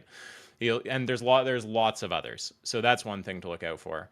And then there was one other thing that I wanted to say, but it slipped my mind. So yeah, I'll bring it up when it comes back. Yes, I knew you were thinking of Cosmic Skeptic because you spoke about when he was talking to Peter Singer, right? And like, here's someone who clearly knows the stuff, but is just going to be quite polite, basically, is what it comes down to, isn't it? Yeah, I mean, I don't share all of his views on the stuff, but I suspect that he knows enough about the stuff to give Alex a much harder time than he did. Yeah. And doesn't, because it's about having like a cordial kind of conversation, and if Alex moves the topic along or goes in a certain way, he'll follow him. Like, he's not there to like really just show how horrible his view is. That's not like his intention in the conversation. So yeah, he's on the like competent but not going to really push you kind of side. Yes, that's exactly right. And until you kind of get into having contentious conversations and having debates, it's quite difficult to even detect that difference. I feel like, Yep. yeah, Very. just somebody who just your intention determines the course of the conversation so much, right? Mhm. Yeah, it's also frustrating because audiences don't detect like which type of person it is a lot of the time, and they'll just think they totally fall for it. They're like, oh, this person is very honest and open to conversation. Look, they talk to a lead scholar. It's like, yeah, but Right. that lead scholar is not going to press them on fucking anything. They'll like answer a thing if they're asked it. Yeah, and that is exactly my worry with. Well, yeah, I think a lot of academics are probably more polite than they ought to be, given how badly some of their colleagues are behaving. And this is definitely something that we've actually done a really, really good preface now to watching like the 2 minutes from this debate that I wanted to show you, because it was like the bit I was watching this debate, I was like, she's going to be too polite. And it was the bit where I think it's like 10 minutes from the end, and she goes for it. I'm getting excited watching it. I think I've got the Yeah, you should send me content before, because then I don't have to set stuff up during the stream. Yeah, I Uh, was gonna say I actually don't have the video file. We did the whatever that video player was before, right? I actually don't have the video file play. because it's just a clip of something I streamed to YouTube. But I do have a YouTube with a timestamp for you if you can bear it. Yeah, I don't really like. I find doing stuff that way really frustrating. Can you just send the? You don't have a clip of it? I don't have the file. No, I know that you would prefer to Okay, do. going forward, let's not do that though, because I Okay, think I've been explicit about this before. Maybe I haven't, but like I don't do stuff that way. I have a setup for playing videos. That's the setup that I like to do. So sure. if you want to watch videos with me, send me the actual files or just the URL so I can download the relevant clips beforehand. Now, can I download clips from the YouTube URL? Not that I'm aware of. I think you'd have to download the video and clip it out, which presumably we don't want to sit there doing. So we'll have to do No. we can do the awkward, try to coordinate at the same time, sit there watching a thing. But I really don't like doing that. So let's avoid that going forward. 10-4. Okay, well, I appreciate you humoring me this time, and yeah, we'll note it for next time. It's only a couple of minutes anyway, so hopefully it's not going to be too much of a bane. I just put a timestamp clip in the chat on Discord. Okay, I'm just muting to watch. If I may, I mean, we're running out of time. I really want to go to the very core of why Dublin Declaration is so problematic, Frederick. Yes. You know, there you write a scientific consensus that present animal agriculture as a global problem that needs to be downsized rather than optimized. So this is where I think we need both. Do you agree on it? Good, Well, direct optimized for question. sure. I think we can both agree on that. Okay, it So- also needs to be Good. downsized. Yeah, so the downsized part is something that I cannot put into numbers. I would not be able to predict based on the best of evidence to which degree we would need to downsize. Keep pushing Okay, him. but think that Keep by pushing him. optimizing we it, have lots of models that show to what Well, degree. There's some of them are different. You know, there we've is had that total discussion. vegan. She's There's going for some impact of meat. I mean, total vegan is a useful reference point because then you can see whether adding animals is useful. And She's gonna push mostly him. we do see that they're useful to a certain degree. And Do you then agree we need these to figures downsize? exist. So, but I really want to see whether we are on the same plane, that we have no choice but also downsized the system that we created at the moment. Will you give a To straight be clear, answer? I'm not in principle blocking off downsizing myself personally. Again, I'm not talking for the Dublin Consortium. I think that very likely downsizing will be a result of introducing the boundaries of the playfield, right? But I don't find it productive to come up with a number which is mostly artificial, based on model approaches that can be heavily discussed in many cases. You can say that you're convinced of them. That's why probably we'll have to end in disagreement. But I think that if you So would, yes, he said yes. We need to set those downsize. boundaries, I'm expecting that yes, you would probably have a downsize effect. Yes. In the system. Excellent. But I'm not comfortable, and I'm talking for myself. Freddie I mean, Leroy says we you need to meet people with decrease different life to views in the stop Declaration production. Consortium. From my perspective, I don't think it's helpful to come up with a specific target that that is coming from a certain model study that I think needs broader discussions, needs deeper, needs more evidence, needs more debate before we take I definite want to stances. make him clarify. Just say Yeah. yes. So to be Okay. clear, we do need to Sorry, downsize. ask some, because we have to also. Yeah, kind of gets cucked by the mod at that point. Oh, I don't know if I can hear me. I guess not. Okay, so I'm assuming the point where I'm supposed to stop watching is when the host comes in and says Right. that we have to go to audience questions. Exactly. Yeah, yeah. It's just that 2-minute bit where she kind of interrupts him and makes him come back to the downsizing point. Yeah, I'd need to watch that slowly and clearly and get a bit more context to have much to say about it. Fair enough. Fair enough. Well, if you care to watch back, or if anyone cares to watch back, he is talking about optimize. Their paper says that some zealots say that we need to downsize rather than optimize livestock systems, and Irene is pressing him, saying we need to do both. And he starts to talk about optimize and says, well, clearly we need to optimize. And she says, yes, but downsize as well. And he says, well, it's hard to say exactly how much we need to downsize. There's different models, blah, blah, blah. She interrupts him again. And eventually he says, and he says it in such a roundabout way, it's almost difficult to detect. But he says eventually, yes, we need to downsize. And I think that was a really strong point of her, like holding him to the point, which would have been very easy not to do. Yeah, I'd have to kind of watch it clearly and with context, as I said, but I think generally speaking, when you're trying to get someone to state something clearly, unambiguously, especially a yes/no question, and they're just going on some fucking tirade or something, it's best to just chop in and say, look, if you want to expand on your answer, you can do that after. This is assuming it's not part of some kind of series of things you're trying to ask. Like, I don't need someone to expand for 15 minutes when I'm like setting up NTT and just asking, are you against this situation? Are you for this situation? Okay, so what's the difference? Like, I don't need fucking hour-long expansions on any of that. But if you are gonna let someone expand, yeah, it can be good to just say like, look, how about just I'm getting a bit lost in what you're saying. I don't think it's totally clear. I want it to be really unambiguous for the audience. Can you just start with the yes or no? So just start with a clear answer to the question, and then if you want to elaborate, you can go for it. So what was the answer to the question? Was that a yes or was that a no?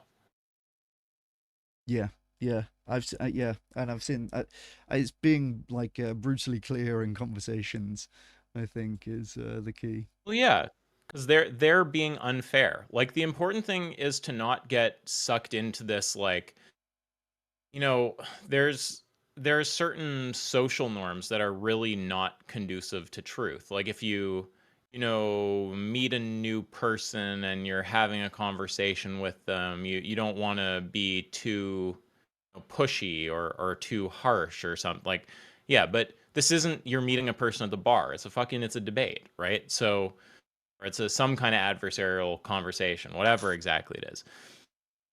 I think that in a situation like that, they're actually trying to not really play by the rules and be kind of slimy when because usually what's going on is like they kind of sense on some level that the thing that they would need to say there, the thing that they think is true or that they feel inclined to say doesn't look good for their position.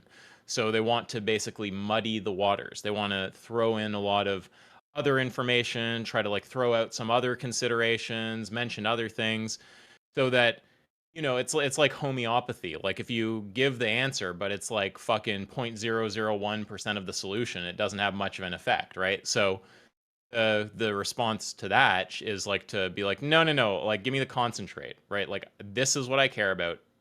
What's the answer to this thing? Just get the direct answer with none of the fluff in there, and then that totally takes the winds out of their sails with any kind of water muddying. Yes, that's exactly it. And I'm having very much a similar thing with Paul Wood, who's the guy that I debated before, and it's looking like I'm going to have a second debate with him, which is cool. Oh, okay. Yeah. That's brutal. I forget exactly what he was saying to you, but I remember we watched a bit of that and it was kind of ridiculous. Oh, yeah, Yes, didn't he say something about suffering that was just like hilarious? I don't remember what it was. that's right. Yeah, I'm glad you remember that much. This is why I've been lording over him on LinkedIn comments since then. That he said Yeah, that most animals don't suffer on factory farms, so making him own that as much as possible. right. And like again, some people have this weird impression that you like shouldn't lord this over someone or Right. however you want to put it. And it's like, yeah, okay, there is a kind of behavior you could mistake this for that looks kind of similar, which is having some kind of like ego gratification self-fellation fest or something Mhm. where you're like, ha ha ha, like look at how smart I am and how stupid you are. But like that's pretty obviously not where you're coming from with it. Like, there's it's important often if someone's out there and they're going to continue putting out bad information, harmful information, it's important to take them down a peg and make them seem as unreliable and ridiculous as they in fact are. So if you have the initial skills to show them to be full of shit or evil or just confused, and do that, and then unless they go in a really respectable direction, which might be something like, just totally owning how ridiculous what they said is, and then retracting any statements of the sort, putting out a public retraction and never saying it again. Unless they do something like that, if they're still out in the public space doing the damage they do, you should be lording it over them. You should be saying, every time that person tries to be taken seriously about the topic, you should just remind the world of what their retarded view is. I think that's a good thing to do. Yeah, totally agree. Totally agree. And I've been doing it on. He must be getting sick of me. I wouldn't. I wouldn't be surprised if he blocks me soon. But I've been doing it on red meat as well. He had this whole thing about that he loved this study that supposedly showed there was no health risks associated with red meat consumption. And that's where I picked up good tips from Nick's community about some analogous studies that showed that that wasn't really the case. So I've been going on that as well. And it's great because you can tell. I'm looking now at like comment thread that I've had where Paul and I are attacking each other. And you can really tell when they are very reluctant to own it. I said, let's. I'm just trying to decide how much of this to read to you. Yeah, no, take your time. It's all good. He says, let's see.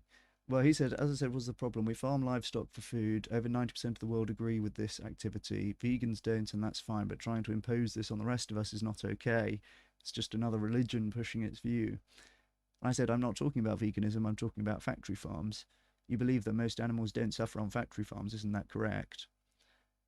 And he said, so no answer to the question. He says, so you are okay if we eat these animals as long as they are not farmed in contained facilities. So that's most of the ruminants. That's great. I'm pleased for your support. Oh, brilliant. Big dub. It just seems like a scumbag. I mean, Right. the initial veganism as a religion is a level 0 baboon move. Obviously, no one who's actually been in this space or knows what vegans think would say anything like that. Also, I forget what else he said in that initial thing, but that sounded pretty fucking stupid. And then even when you come in and try to get some clarity from him, it sounds like he doesn't really answer what you're saying and just tries to like frame what you're saying a certain way. And I mean, I don't know, maybe that stuff works on some idiots out there, just people who don't have any experience watching debates or who like can't reason or anything. But to me, it's all just slimy. Like, look, the strongest, sorry, I have to cough 1 second. The strongest way to defeat someone isn't to try to frame them a certain way or make up things that make them look bad. If they actually have a bad position, just trying to get them, just being as clear as possible about what their actual position is will do more than any of the framing crazy shit ever would. Because it's not like they can't like say, oh, I don't actually think that. They can't do any of that. So I think I think it's best to just like align with the truth and just try to get to the bottom of what someone's actual view is. And if their view is evil or completely wrong, then just doing that will have basically all the effect that you need it to. Yeah. It's like Oh, when people attack Trump and they come up with all these fucking insane, ridiculous things that are there's like no basis for. It's like just why? He's so wrong and so ridiculous about so many topics already. You could just spell out what he actually thinks, and that would be more than enough. There's no need for any of that. yeah, that's exactly it. That's exactly it. I have in my mind on that point clip of what's that guy's name? Jack Angstrike and Darth Dawkins, where he's saying something like Angstrike's on the attack and he's like summarized some Dawkins' view about like things are moral if God says that they're okay or something like that, and he's doing an elaborative hypo that Dawkins has to bite the bullet on, and he says something like, "Everybody in the room, be quiet. We need to give him all the space to deny it if I'm not accurately summarizing his view." It's just like so brutal.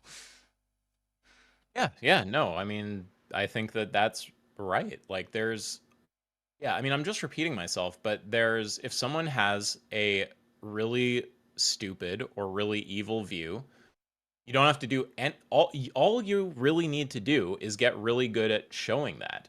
And a lot of the linearity stuff is just part of that picture. Like, it's part of showing it well. Like, if you know that this is the element of their view that you want to tease out and show everyone so that they'll not align with that view, then just doing that and doing that effectively and staying on that topic, that's basically your mission. There's no need for any of this framing. There's no need for anything else. Just the truth will carry you just fine if you can just get good enough at staying on the truth and pressing for the truth.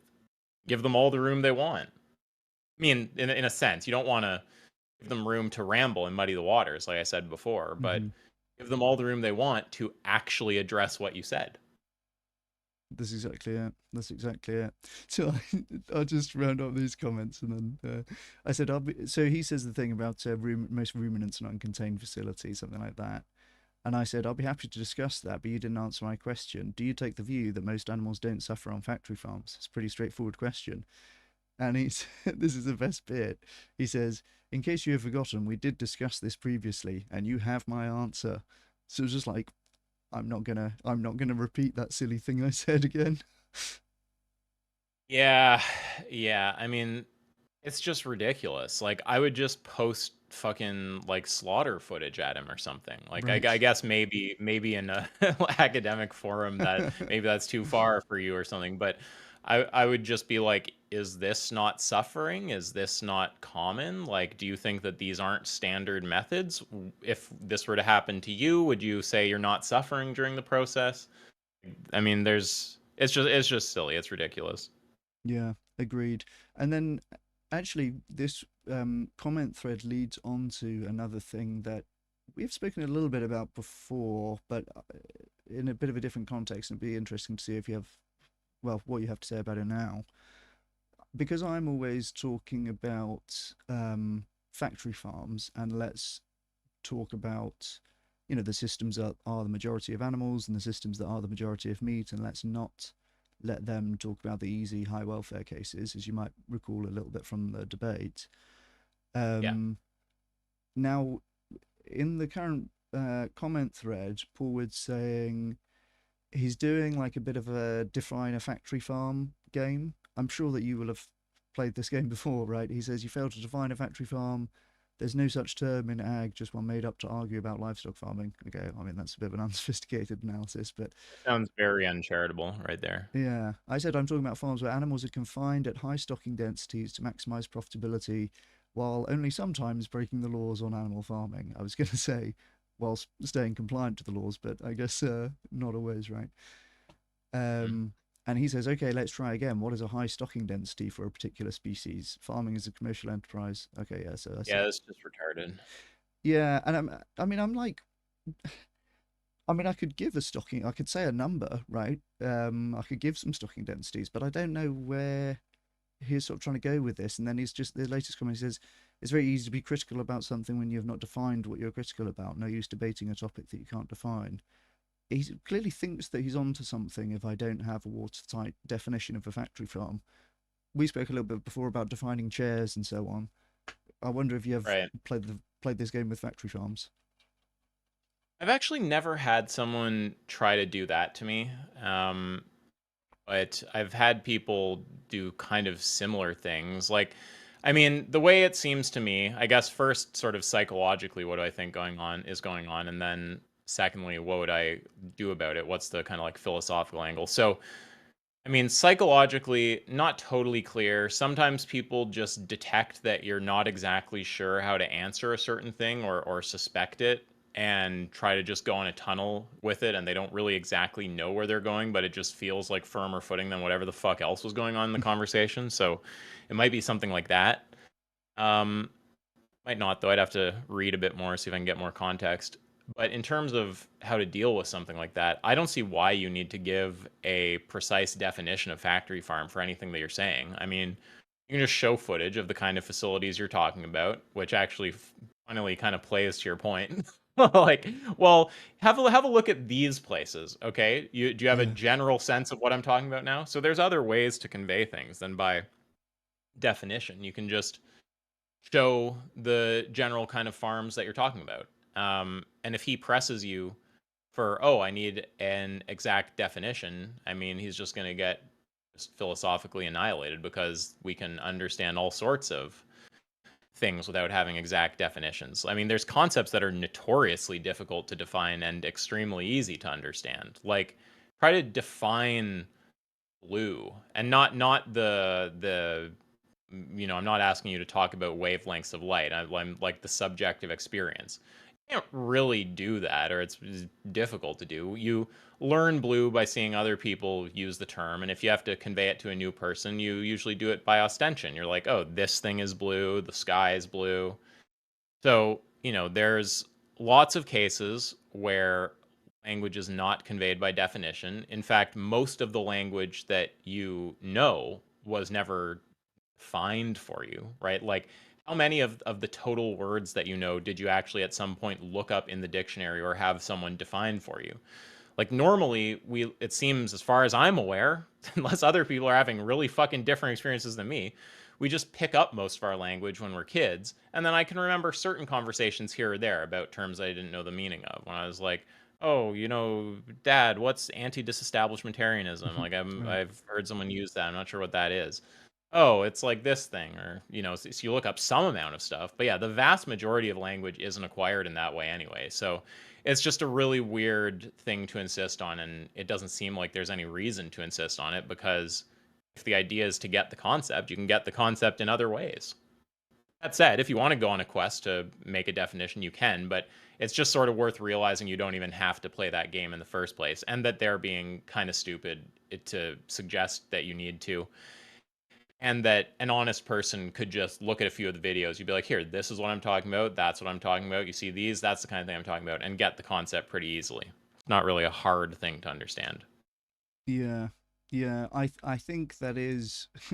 I enjoyed your psychological assessment of what's going on. I think that is basically it. He just thought, well, this is going to be some area of the conversation where I can go on the attack or not be, or just, this is going better than what was happening before, basically. So yeah, that's I think that's what's happening psychologically. And then like in terms of the actual debate, I didn't really understand why it would be relevant for me to have a definition at this stage. Well, if you're going to talk about it, it's important for you both to have the concept, right? Yeah. Unless you think your whole point can be equally framed without even talking about factory farming, in which case you don't even need to convey the concept. But if your point is about factory farming, then you have to both have the concept. But why would the concept have to be conveyed by definition? Okay, yeah, that's an interesting way of looking at that. Because then, I mean, the other thing that you can run into when you do try to play the definition game let's say I had given a number for stocking densities, and this interaction's ongoing, so maybe I will. I could say whatever it may be, 30 chickens per square meter, or I don't know what the actual numbers are. Then you can, well, is it okay if there's 29 chickens per square meter? It's like, well, I mean, it's going to be pretty close, right? I'm not, having this taxonomy is only even relevant in some circumstances. I'm not really interested in saying like up to 19,999 chickens, it doesn't count as a factory farm, but 20,000 and plus it does. Like, Yeah, you're not actually committing to rigid boundaries like that. You're just suggesting a general territory for the concept. So even when you do give a definition, it's not like I mean, this is the kind of thing that only someone with no philosophical experience would think is an interesting thing to say. Like anyone who's done just even a little bit of philosophy knows that like tons of our concepts are you're going to be able to do this with like anything. And it's not interesting that someone can't dial something in and cleave the fucking universe in half into things that are and aren't A and B. Most of our concepts, it seems like we just have general ideas, and that seems to work just fine. So if they want to suggest that you need to meet some other kind of standard here, I mean, they would have to explain why. And you can also, another thing you can do is just say, I'm just fine with whatever the dictionary says. That's another way if you do want to do it by definition. Just be like, oh, I'm fine with that. Like when I look up factory farm define, I see large-scale farming operation designed for efficient production, especially a large complex where animals are kept and tended in narrow cages or other closed confinement. Seems like the right general territory. And if someone were to respond to that with like, oh, what exactly is closed confinement? I'd be like, I don't know why I would have to give an exact definition of that. I mean, we can look up close or we can look up confinement, but if you're just going to play dumb, like you don't have the concept, like you don't have any understanding of what's being said there, then I'm not really sure what to say. I don't think anyone else is struggling with the concept. I don't have those exact boundaries in my head, and I understand it just fine. Just like with plenty of other concepts, like what's a lake? Like right. Lake, fine. A large inland body of fresh water or salt water. Like what exactly is large? How many fucking milliliters? Right. Like people don't know things like that, yet they don't have trouble understanding what a lake is. So again, this is why this is like just completely uninteresting. Like again, anyone who knows philosophy would just see a point like that being made and just be like, oh, it's just some guy who knows nothing about philosophy. Like this is like the least interesting point ever. It's interesting. I'm imagining that there could be situations where, and in fact, there are situations where we sort of force continuous variables into categorical variables and say if it's more than 1 million liters now it's a lake, or whatever the thing may be. I wonder if there probably is a definition of that for whoever makes maps or something, right? When it's a large pond otherwise, or whatever it would be. Yes, there are cases when we care about precision. Like, one is when you're doing research, you often lay out a specific kind of construct for, for the purpose of the research, or there's going to be other contexts where having some really dialed in notion is going to be useful. But the question is whether this is one of them, because what are you saying that requires that kind of dialed in notion? Like, right. Is your criticism in any way going to hinge on like exact, square footage of a fucking cage or something? Like, probably not. I mean, at some point, if the cage is like size of, it's like if it gets big enough, and I mean, maybe your point won't apply, but with things like this, what you really need to do is you need to ask, what is the goal? What is it that the concept needs to do in the conversation? And is the level of clarity that the person is demanding actually required for the purpose that the concept is being put to? And the phrase that Avi or I or others use when we talk about this is clarity for purpose. So that's sort of what you want to remember. Clarity for purpose. What level of clarity is needed for the purpose that I'm putting the term to? Yeah, nice. That makes sense. And that is a useful bit of language to have on the hard drive, particularly for this that seems to speak exactly to this situation, because he's literally asking me.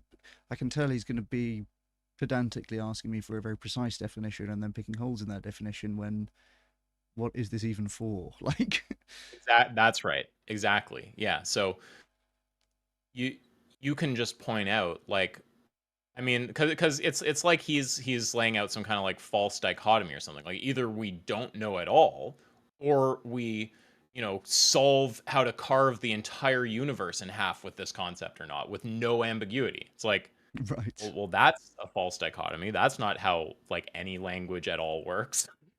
Like, we have concepts that are clear to some degree, uh, and that degree just needs to be enough for the use that they're being put to, right? Like, if you talk about, it being wrong to, like, painfully shock somebody, you could ask, like, well, what exact voltage or something like that, or like how exactly much pain. You can be like, well, I mean, I don't know the exact threshold on those things, but here's some like unambiguous cases. Like, you see this guy getting prodded with a cattle prod, that definitely is like in the kind of territory that I'm talking about.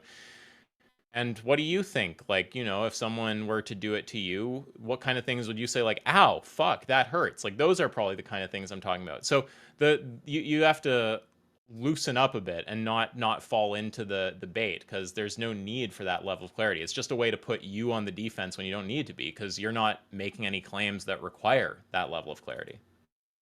Yeah, that's really, really clear. That's a good way of thinking about it.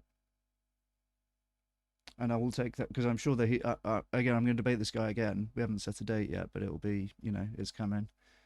And I know that is going to be one of the paths we spend some time on.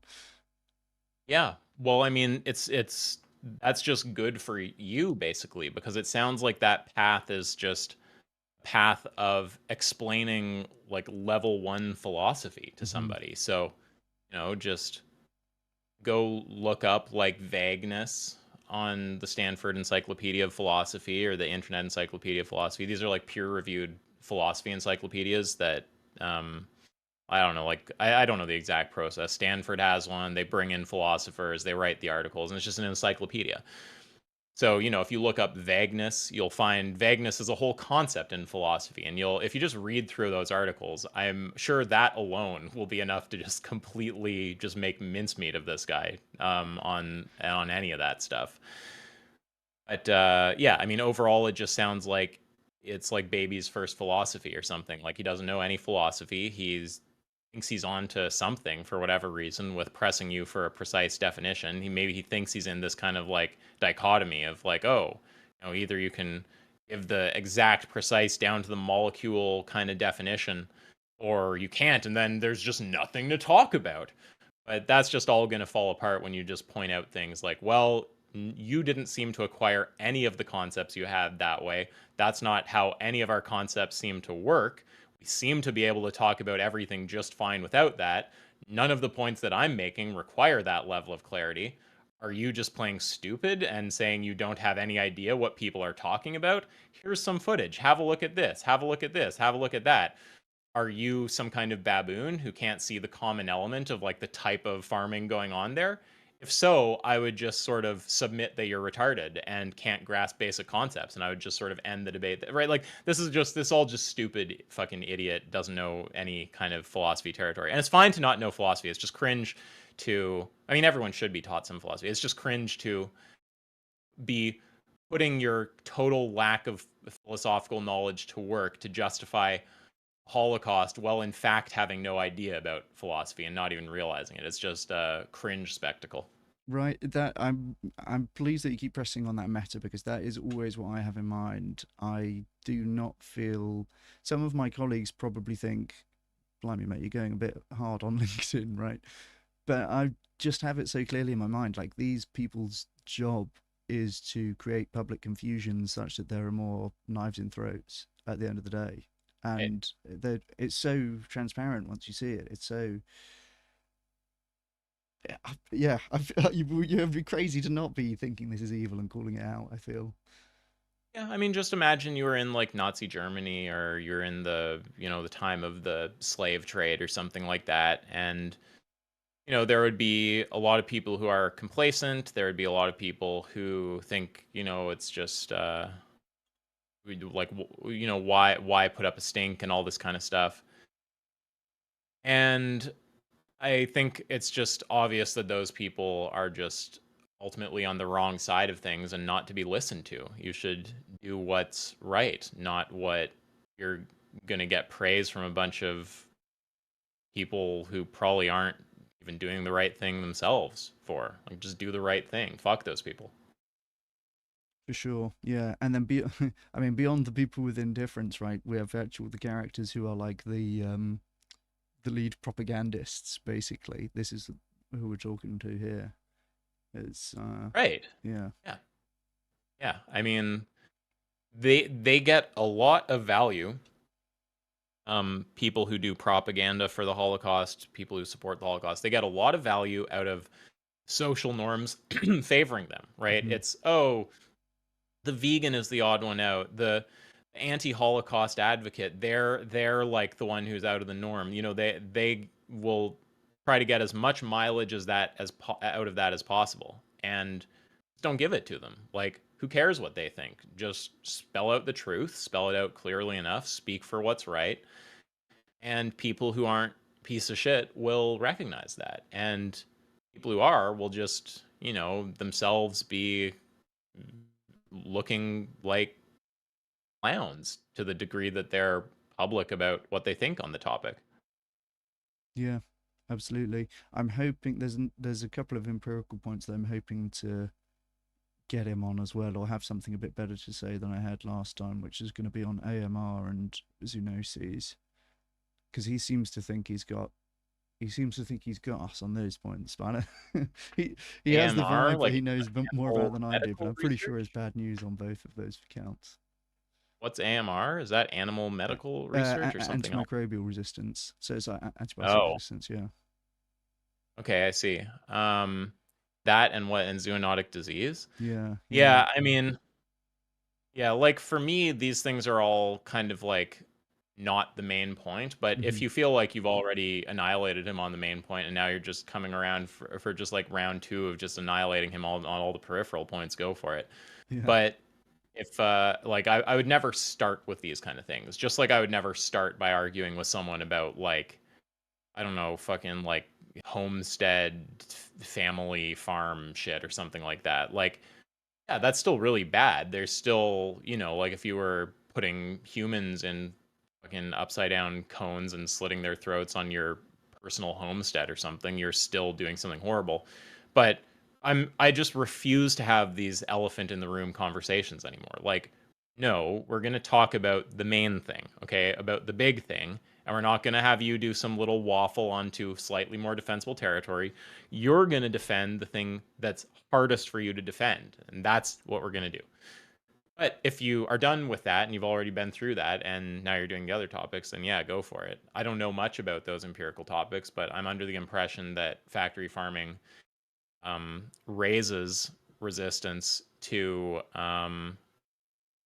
like, you give them vaccines, it raises resistance to various, I don't know what it is, like pathogens or diseases, or they become, you get like disease resistant fucking microbes. Like, I don't know. It sounds bad. And I'm also under the impression that zoonotic disease risk is raised significantly by factory farming, and that various previous zoonotic diseases have come from farming. But this is just my impression as someone who's never really looked at the research or anything on those kind of topics. I don't really know. But I'm doubtful that that goes in the Holocaust supporter direction.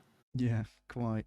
Yeah, people are spamming elephants in my YouTube chat. I enjoyed your Yeah, elephant good. posting video this week.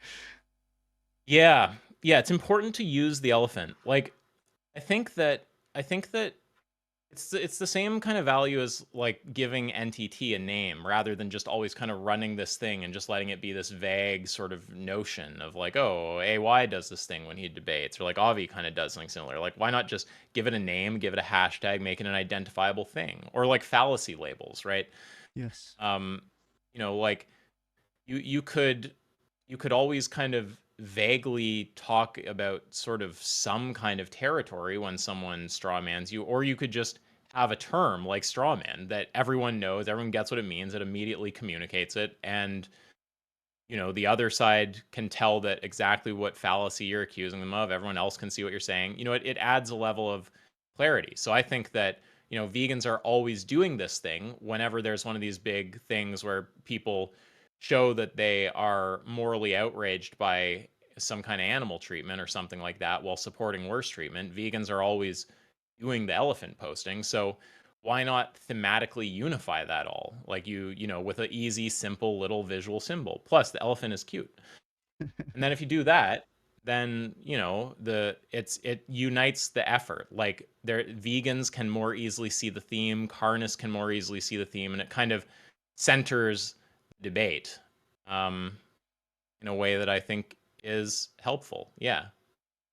Yes, and if people are watching without context, elephant posting, we'll watch your video on elephant posting after this, I think. But you're talking about the elephant in the room. Like, don't be shy, and I think that a lot of people need to hear this. Don't be shy to talk about the animal suffering components of it. It often seems like it's the more polite thing to do, to leave it out or to focus on other arguments. And sometimes if you talk to institutional stakeholders in certain contexts, that can be the case. But for most people, like if you're like, we're the against factory farming side and these guys are the for factory farming side, like that is, people actually do get it. You have very high consensus that we shouldn't be keeping animals in farms, we shouldn't be doing all of these various horrible things that are done in factory farming. So yeah, and your post this week was about Hassan and his dog, right? But a great opportunity to point out the hypocrisy.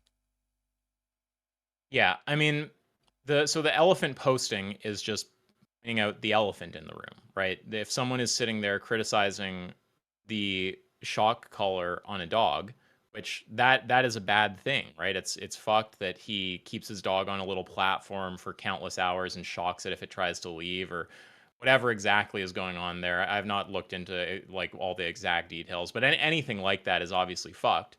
But what about ripping off its testicles without anesthetic? Like, we're obviously in a whole other category once you start talking about the kind of things that happen on factory farms. And a lot of the people who are so outraged about the dog support far more of far worse things. So that's the elephant in the room. It's like, you have someone criticizing a thing while supporting a far worse thing that's in the same category. And we should point out the elephant in the room. That's the elephant posting. And then the actual use of the little elephant emoji visually, that's just to help thematically unify the elephant post so that people who are outsiders to the discourse can kind of easily see the theme of like, oh, these people are all doing the same thing. I get it. They're all making this point. And people on the pro-Holocaust side, they can kind of see clearly what they're up against, which can be helpful because it can feel like you can just waffle forever. But when there's a certain level of consistency and unification to what the other side is doing, it becomes a bit harder to do that, I think. And vegans can see each other's posts, and plus it's probably indexed. You can probably search by the elephant and just find tons of posts. So yeah, there's two separate things there. The actual concept of elephant posting, which lots of vegans do already, and which we should continue to do and amplify. And then there's the thematic unification of the elephant posting, and that just serves the same kind of purpose as, having like fallacy labels or like NTT. We shifted the vegan discourse to being, at least in philosophical spaces or the kind of debate spaces, largely oriented around NTT. And I think that the hashtag helped with that. It made it an identifiable thing. It's easier to see the pattern. It helps people see the pattern, and seeing the pattern makes things better. Like, I'd have to think about all the ways it makes things better, but like, it helps your side get clear on what we're saying, find other people saying similar things. It helps understand what the other side does that actually counts as a response or not, because you can tell more clearly what it's got to be a response to. Helps the other side actually see what to engage with. It helps all the people watching from the periphery understand the actual nature of the discussion. It's just a big like clarifier. Again, fallacy labels, things like this, they help people clearly understand patterns rather than it just be kind of like a bunch of information. It's not like people can't extract the patterns on their own, but it makes it easier. And lots of people, haven't done much like debating or philosophy or anything like this. Let's just make all their lives easier. Yeah, I think that makes a lot of sense. I will go and browse, see if I can find some elephants on. I'm not on Twitter anymore, but maybe I'll find some on Blue Sky. They're pretty woke over there. Yeah. Well, I mean, both sides are I want to say equally bad. I mean, like there you can find some old videos. I post them on Twitter, on X, of when I criticized Hassan, and I watched them the other day and I was having a laugh because I make some good points. I was pointing out how like, look, you want to support oppressed groups. I'm just standing up for the most oppressed group, right? Let's stand up for that group. The leftists are really horrible because they talk about caring about oppressed groups, but then want to continue the oppression of the most oppressed group. So that's just this like hilarious fucking doublethink that's going on over there. And then, yeah, I mean, I almost don't know if the people on the right are even as annoying as that, but they're equally fucking evil and bad. It's just the level of, I guess, of like hypocrisy with a lot of the left people is just worse because they profess to care about these kind of things and then clearly don't. Yeah, seems to be the case. Well, actually, I shouldn't say they clearly don't. I mean, they clearly do in a lot of cases, but then just do cognitive dissonance backflips to avoid actually acting appropriately on that care, like forming the correct beliefs about it and acting in the way that those beliefs mandate. Right. But that's what I'm trying to push forward to say, by the way. Like I said to him, here's why you don't want to repeat it, and here's like the honest alternative that you could say. Obviously, animals do suffer on factory farms. I just don't care. Why don't you just say that? And he's like, well, I don't. Right. Like that's the actual truth, right? That's the actual truth of the matter. Right. And I mean, I suspect obviously because he wants to not seem like a fucking demon. Right. But the thing is, your view is demonic. So the only option there is to change the view or to avoid being honest about it. And I mean, if you're not willing to change it, then we're just on the crazy evasion pathways. And I mean, it seems like that's what you've been dealing with. Yeah. Again, none of this is particularly interesting or like it's not often that hard to understand what's going on with these people. There's just a lot of people who are disgusting, selfish pieces of human garbage, and they did not develop properly mentally. And it's the equivalent of walking around being a fat piece of shit. Like you should have learned to take care of your body and have proper fitness, but it's like in your mind, like you just should have learned to have like healthy methods of thinking, of introspecting honestly, of changing your beliefs when you have to, and being able to detect and align your behavior with your own values. These are just like things that a person who developed properly internally would do. And there's just a lot of adult children out there. Yeah, that's it. It's and man, for the most people, are just sort of unengaged in this kind of stuff. But then when you do come across the people at the far other end who are really like engaged in bad faith and just looking to maximize the harm, like essentially, right, looking to maximize the harm, looking to defend factory farms, it's really fucking jarring to think this is someone's job, this is someone's like motivated to go and do this and for these ends. It's like the opposite of our motivations, right? Yeah, there's a lot of filth out there. So listen, maybe last thing, and I'll let you go. Any teasers as to other content that we might look forward to from your channel, or are you just kind of vibing on? Yeah. If you're just one thing, if you're out of topics, that's fine. But also, I'm sorry that I fucked up the timing the last time. So if you want, I don't mind going a bit longer to compensate for that. But if we're out of topics, then I mean we're out of topics. I'm kind of out of topics for stuff I had written down this week, but I appreciate that you're always very generous with your time anyway. So we generally go, we often go over an hour in any case, don't we? So, but no, I appreciate that. Fair enough. Yeah, it's unprofessional to to like not meet times and stuff. So yeah, I Oh, like you're to good. try to Yeah, in don't some sweat way it. compensate if I do that. I appreciate it. You said teasers for content? Yeah, you have any? I mean, obviously, you've been posting a few more videos recently. Any ideas of stuff that you'll post about, or are you just kind of doing it as you're inspired? Well, you have to kind of understand the model that I do, and the model will become way more obvious once the site and some other stuff is up. But I guess part of it is that there's things that are like low effort. I just want to talk about it. I just want to put out a thing on this kind of topics, and those are like pretty random. I'm just sort of reacting to the things that interest me. People send me stuff. I see stuff on the internet. Someone sent me some Sam Harris conversation the other day that's probably pretty painful about veganism. I might do something, excuse me, in response to that. I don't know. I'm not sure. Those kind of things are random. In terms of like planned content, yes, I mean, I could go on for like a long time. There's this huge backlog of videos that I have to make. But the thing that's sort of at the top of the pile, once this code is basically done, is to finish this debate course. So that's going to be a combination of videos, and we're not talking like the sort of videos that people have gotten used to in recent years. Remember, I've been in school in recent years. I used to make essay style videos. But in recent years, it's been mostly just little like OBS recording kind of things. So talking like this course is going to have more, like it's going to be those essay style kind of videos. And I actually am going to animate a lot of them. So it's going to be a whole new kind of tier of content for me. I've learned there's software. Coding is really a superpower. Coding is just one of the most valuable things that I've ever learned in my life. And it's hilarious. You know, you'll see a piece of software come out that lets you animate with code like Motion Canvas or something, and it's like, oh, suddenly I'm like an expert level animator just because I That's can great. code and I have a decent aesthetic sense. So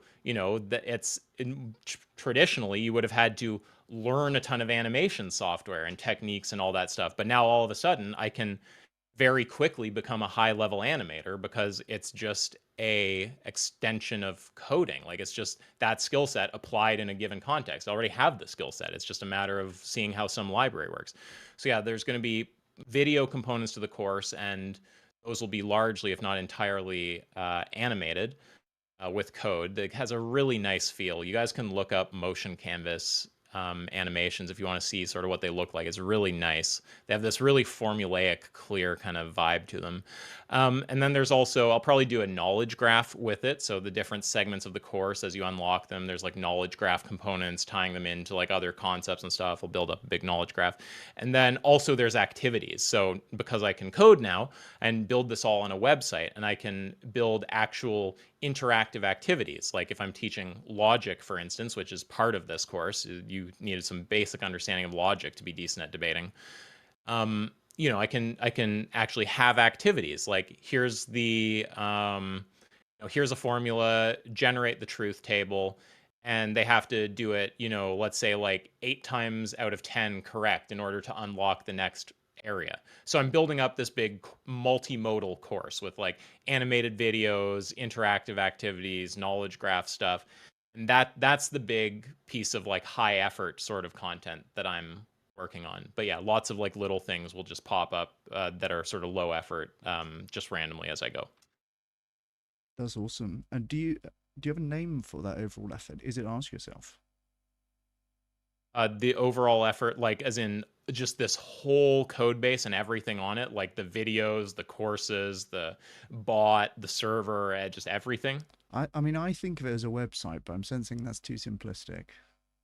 So I call the whole project Ask Yourself. For anyone who does programming or anything like that, the initial code is out there, though it's kind of basic. But you can look at my NixOS system tour video, and then that links to the repo, and the same repo that has the configurations for my system has the actual code for like the bot for the site. And not all the site code has been imported yet. There's actually like I think 10,000 or maybe it was 20,000. It's been a while since I've looked at it. There's a lot of lines of code that I have to import that aren't even in that repository yet, but you can see the stub there. So that whole effort overall is Ask Yourself, and then it has different components to it. Like basically Ask Yourself is becoming a software engineering project with a video component rather than just a YouTube channel. And that will give me basically, I'll be completely censorship proof. No one can censor my content. And far more flexible. I'm not limited in my medium anymore. Now I can just make anything that coding affords, which is basically just any kind of, and anything that a computer can do, basically.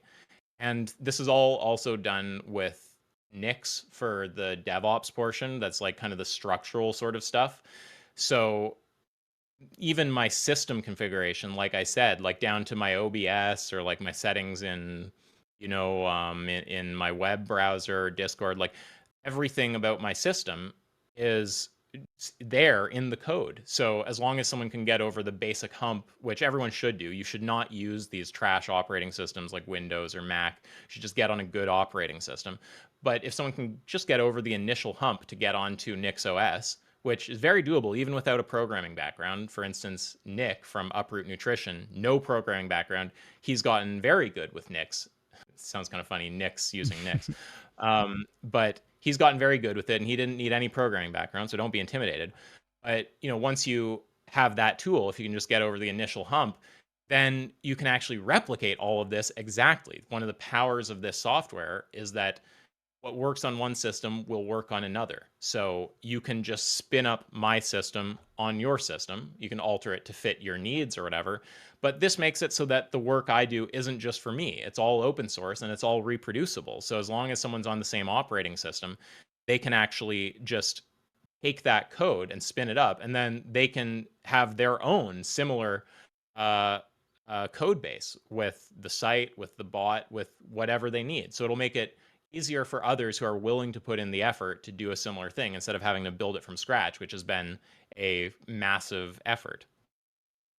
That makes sense. And there will still be a way for us Windows cucks to access like the website or something, right? Yeah, I'm talking right now about people who want to actually use the code, who want to like spin up the code on their system, but the website is just a website. You could access it on any operating system that can access a website. Is there a version of that live already? No. Well, right now it's only the stub. So if you go to askyourself.ca, it's just going to say hello world.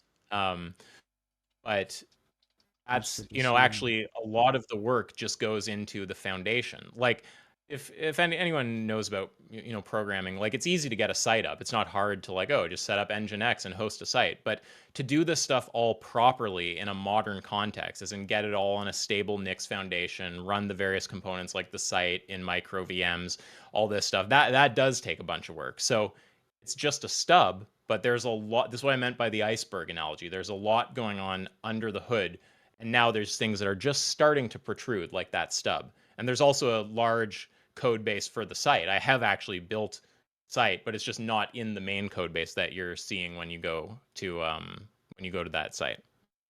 Yeah, okay. I see. All right, cool. Well, there's a ton of good stuff coming down the pipeline then. I'm looking forward to all of it. Yep. Yeah, now that I have time to work on this, it's just huge. So yeah, for me, it's basically just got to build a financial foundation. That's sort of the big thing. And AY is part of that. I don't know if I'll ever be able to rely on it for finances. So I am kind of like splitting my time between AY and stuff that's more directly about making money. But I'm working on things I care about. And that is the point. Nice. That's good. And we were going to talk about grant things at some point, so feel free to message me anytime about that if you are wanting to explore that. Yeah, I think that is likely something I'll do. I'm sort of in this transition. I'm moving at the end of the month. I'm dealing with a bit of stuff right now, but yeah, I mean, I'll probably follow up on that. Nice. Sounds good.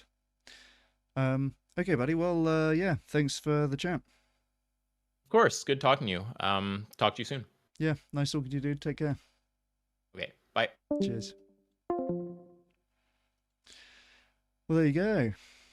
That was AY. This is his website. Nothing on here yet, but this is going to be Ask Yourselves big interactive tool. Argument linearization, one of the many things that is going on through here, and something that we talk about a lot in terms of sticking to the point, making sure the points are concluded, and so on. That's going to be something for me to keep in mind when talking to this fella next. Paul Wood trying to be a slippery one, trying his best. I think he's not as slippery as he thinks he is.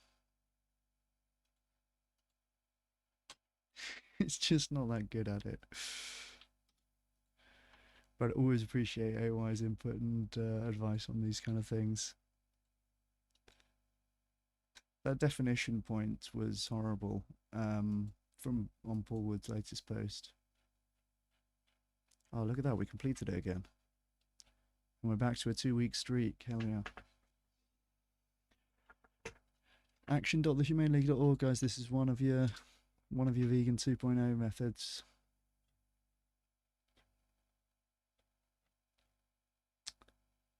Let's do, you know what, actually, let's watch AY's elephant posting video just while we are on that topic. And perhaps we'll do an elephant post as well. And I'll invite you guys to join in. I did watch this the other day. Must have been on my sneaky secret alt account. Take a moment to appreciate the current moral outrage. Okay, this is a clip of Hassan allegedly shocking his dog. It's going around on Twitter or X. It's going around on other platforms. I saw people posting it in the Discord. And it's usually accompanied by some kind of harsh moral condemnation. Like, what is this person saying? Is this condemnation? Hassan shocks his dog and got triggered for the crime of, check notes, quietly chilling in his room. So they're condemning him, right? I don't trust a man who abuses a dog. Something sinister and disgusting underneath all that. Now, if Kang Min is a vegan, then sorry that you happen to be the person whose post I'm looking at. But statistically, you're probably a hypocritical piece of shit. So let's play this clip just so everyone's on the same page. Of all of America's much more consequential violence, okay? It's the same reason as to why America, Kaya, please just fucking go, just stop. Jesus Christ, what are you doing? You're being such a baby. It's just... You're making her stressed. She just literally is so incredibly spoiled from my mom. No, she doesn't want to come over here to see what's up. She just wants to fucking roam the house because she got to roam the house when I was gone. And she needs to literally have the same structured, regimented.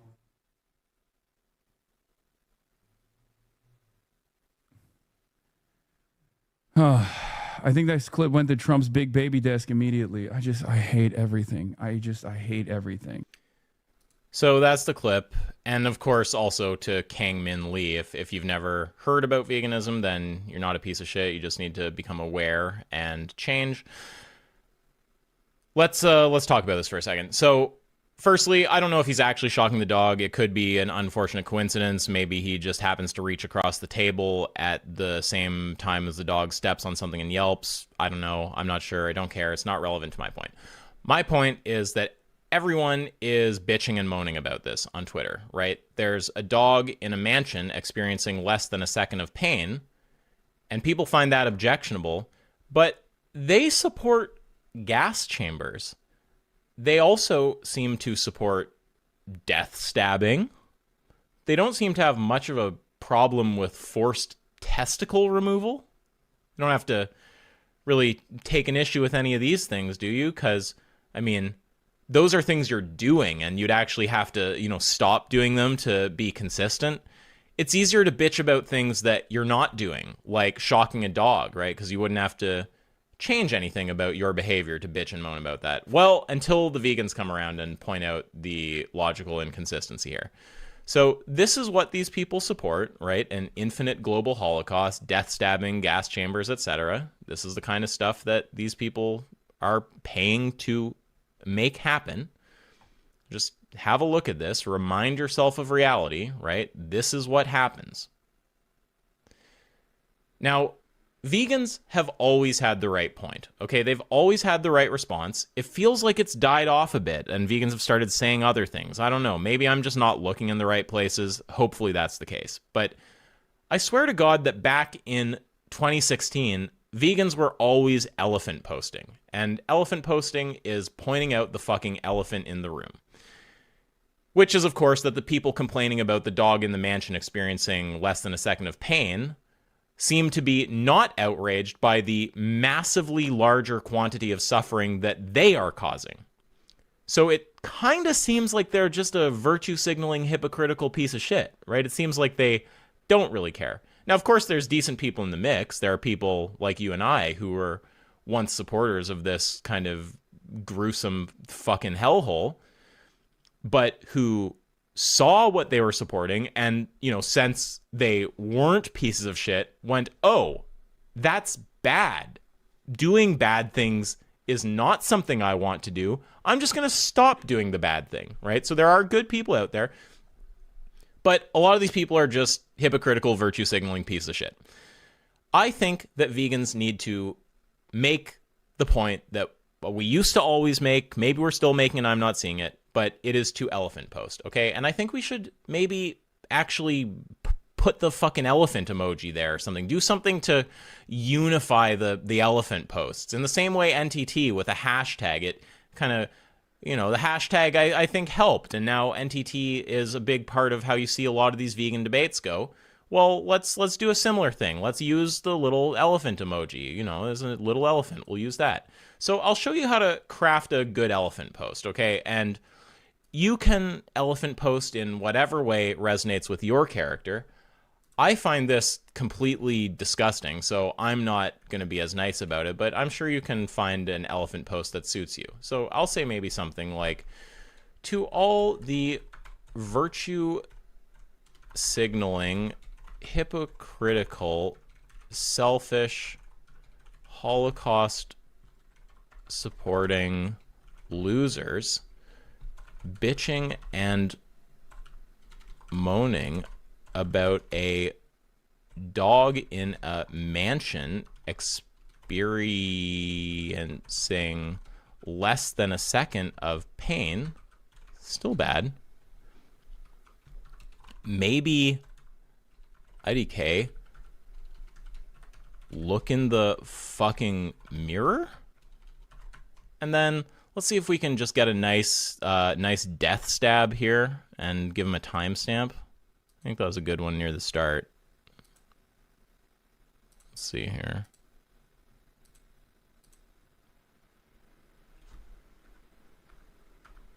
Yeah, here. Right. Copy that timestamp. Throw that in here. And let's drop another elephant. Let's max out our fucking elephants here. It's elephant time. To all the virtue signaling, hypocritical, selfish, Holocaust supporting losers bitching and moaning about a dog in a mansion experiencing less than a second of pain, still bad. Maybe, I don't know, look in the fucking mirror? Yeah, so that's a good one. And let's just reduce the retardation level here a little bit so I can't get replied to by every idiot out there. And just remember, this is like having some arcane fucking superpower, right? You're, as a vegan who, I mean, you can, when you see a Holocaust supporter bitching and moaning about this stuff, if you just post a comment as simple as, hey, do you support factory farming? It's like casting a fucking magic incantation or something. You'll notice this effect that suddenly everyone's IQ just seems to drop by 50 points and you get smoked in the face with a tidal wave of retardation. Oh, vegans making everything about veganism. Tasty bacon. Dog is a pet, though. So, yeah, I mean, prepare for that. Be ready for it. But, yeah, get back to elephant posting, and let's all remember that it's time to do this, okay? There's decent people out there. They will see the vegan stuff. They'll see the Holocaust, and they will want to not support it, and they'll see the cringe-inducing, pathetic response from all the fucking mental children who, instead of just doing the right thing, start coping, and they'll also feel ashamed to be associated with such human garbage. So let's just remind people of reality and never forget how important it is to do that, okay?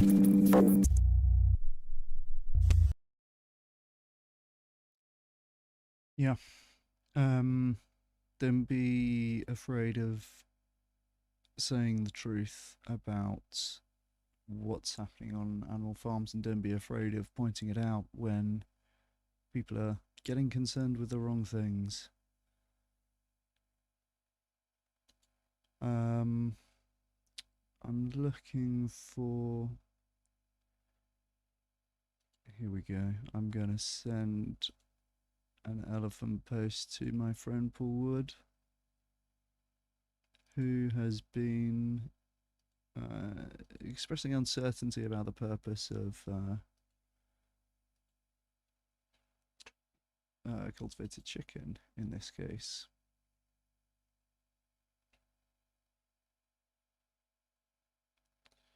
Beyond making meat without harming animals, their methods could be useful in the medical tissue for tissue engineering, helping scientists build artificial tissues for transplants. Post the University of Tokyo about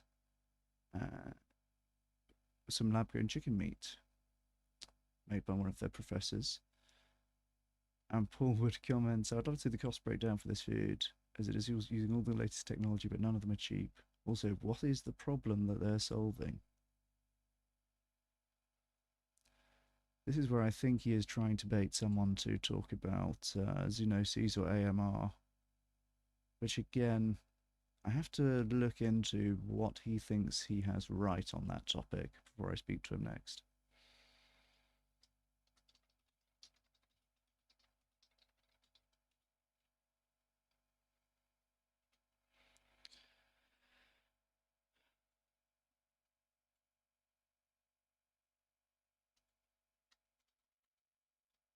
For what purpose?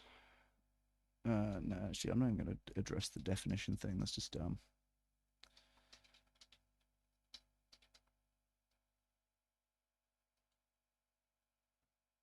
This person denies that animals suffer on factory farms. Oh damn! I forgot. I forgot about the freaking elephant emoji. That was the whole point. Damn. All right, that's a sign it's time for bed. Let's stick the elephants in.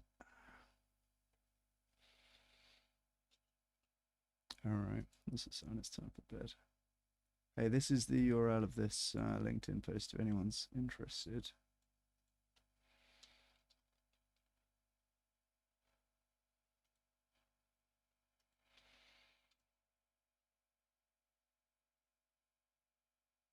Elephant emoji's not vegan? No, I don't know about that.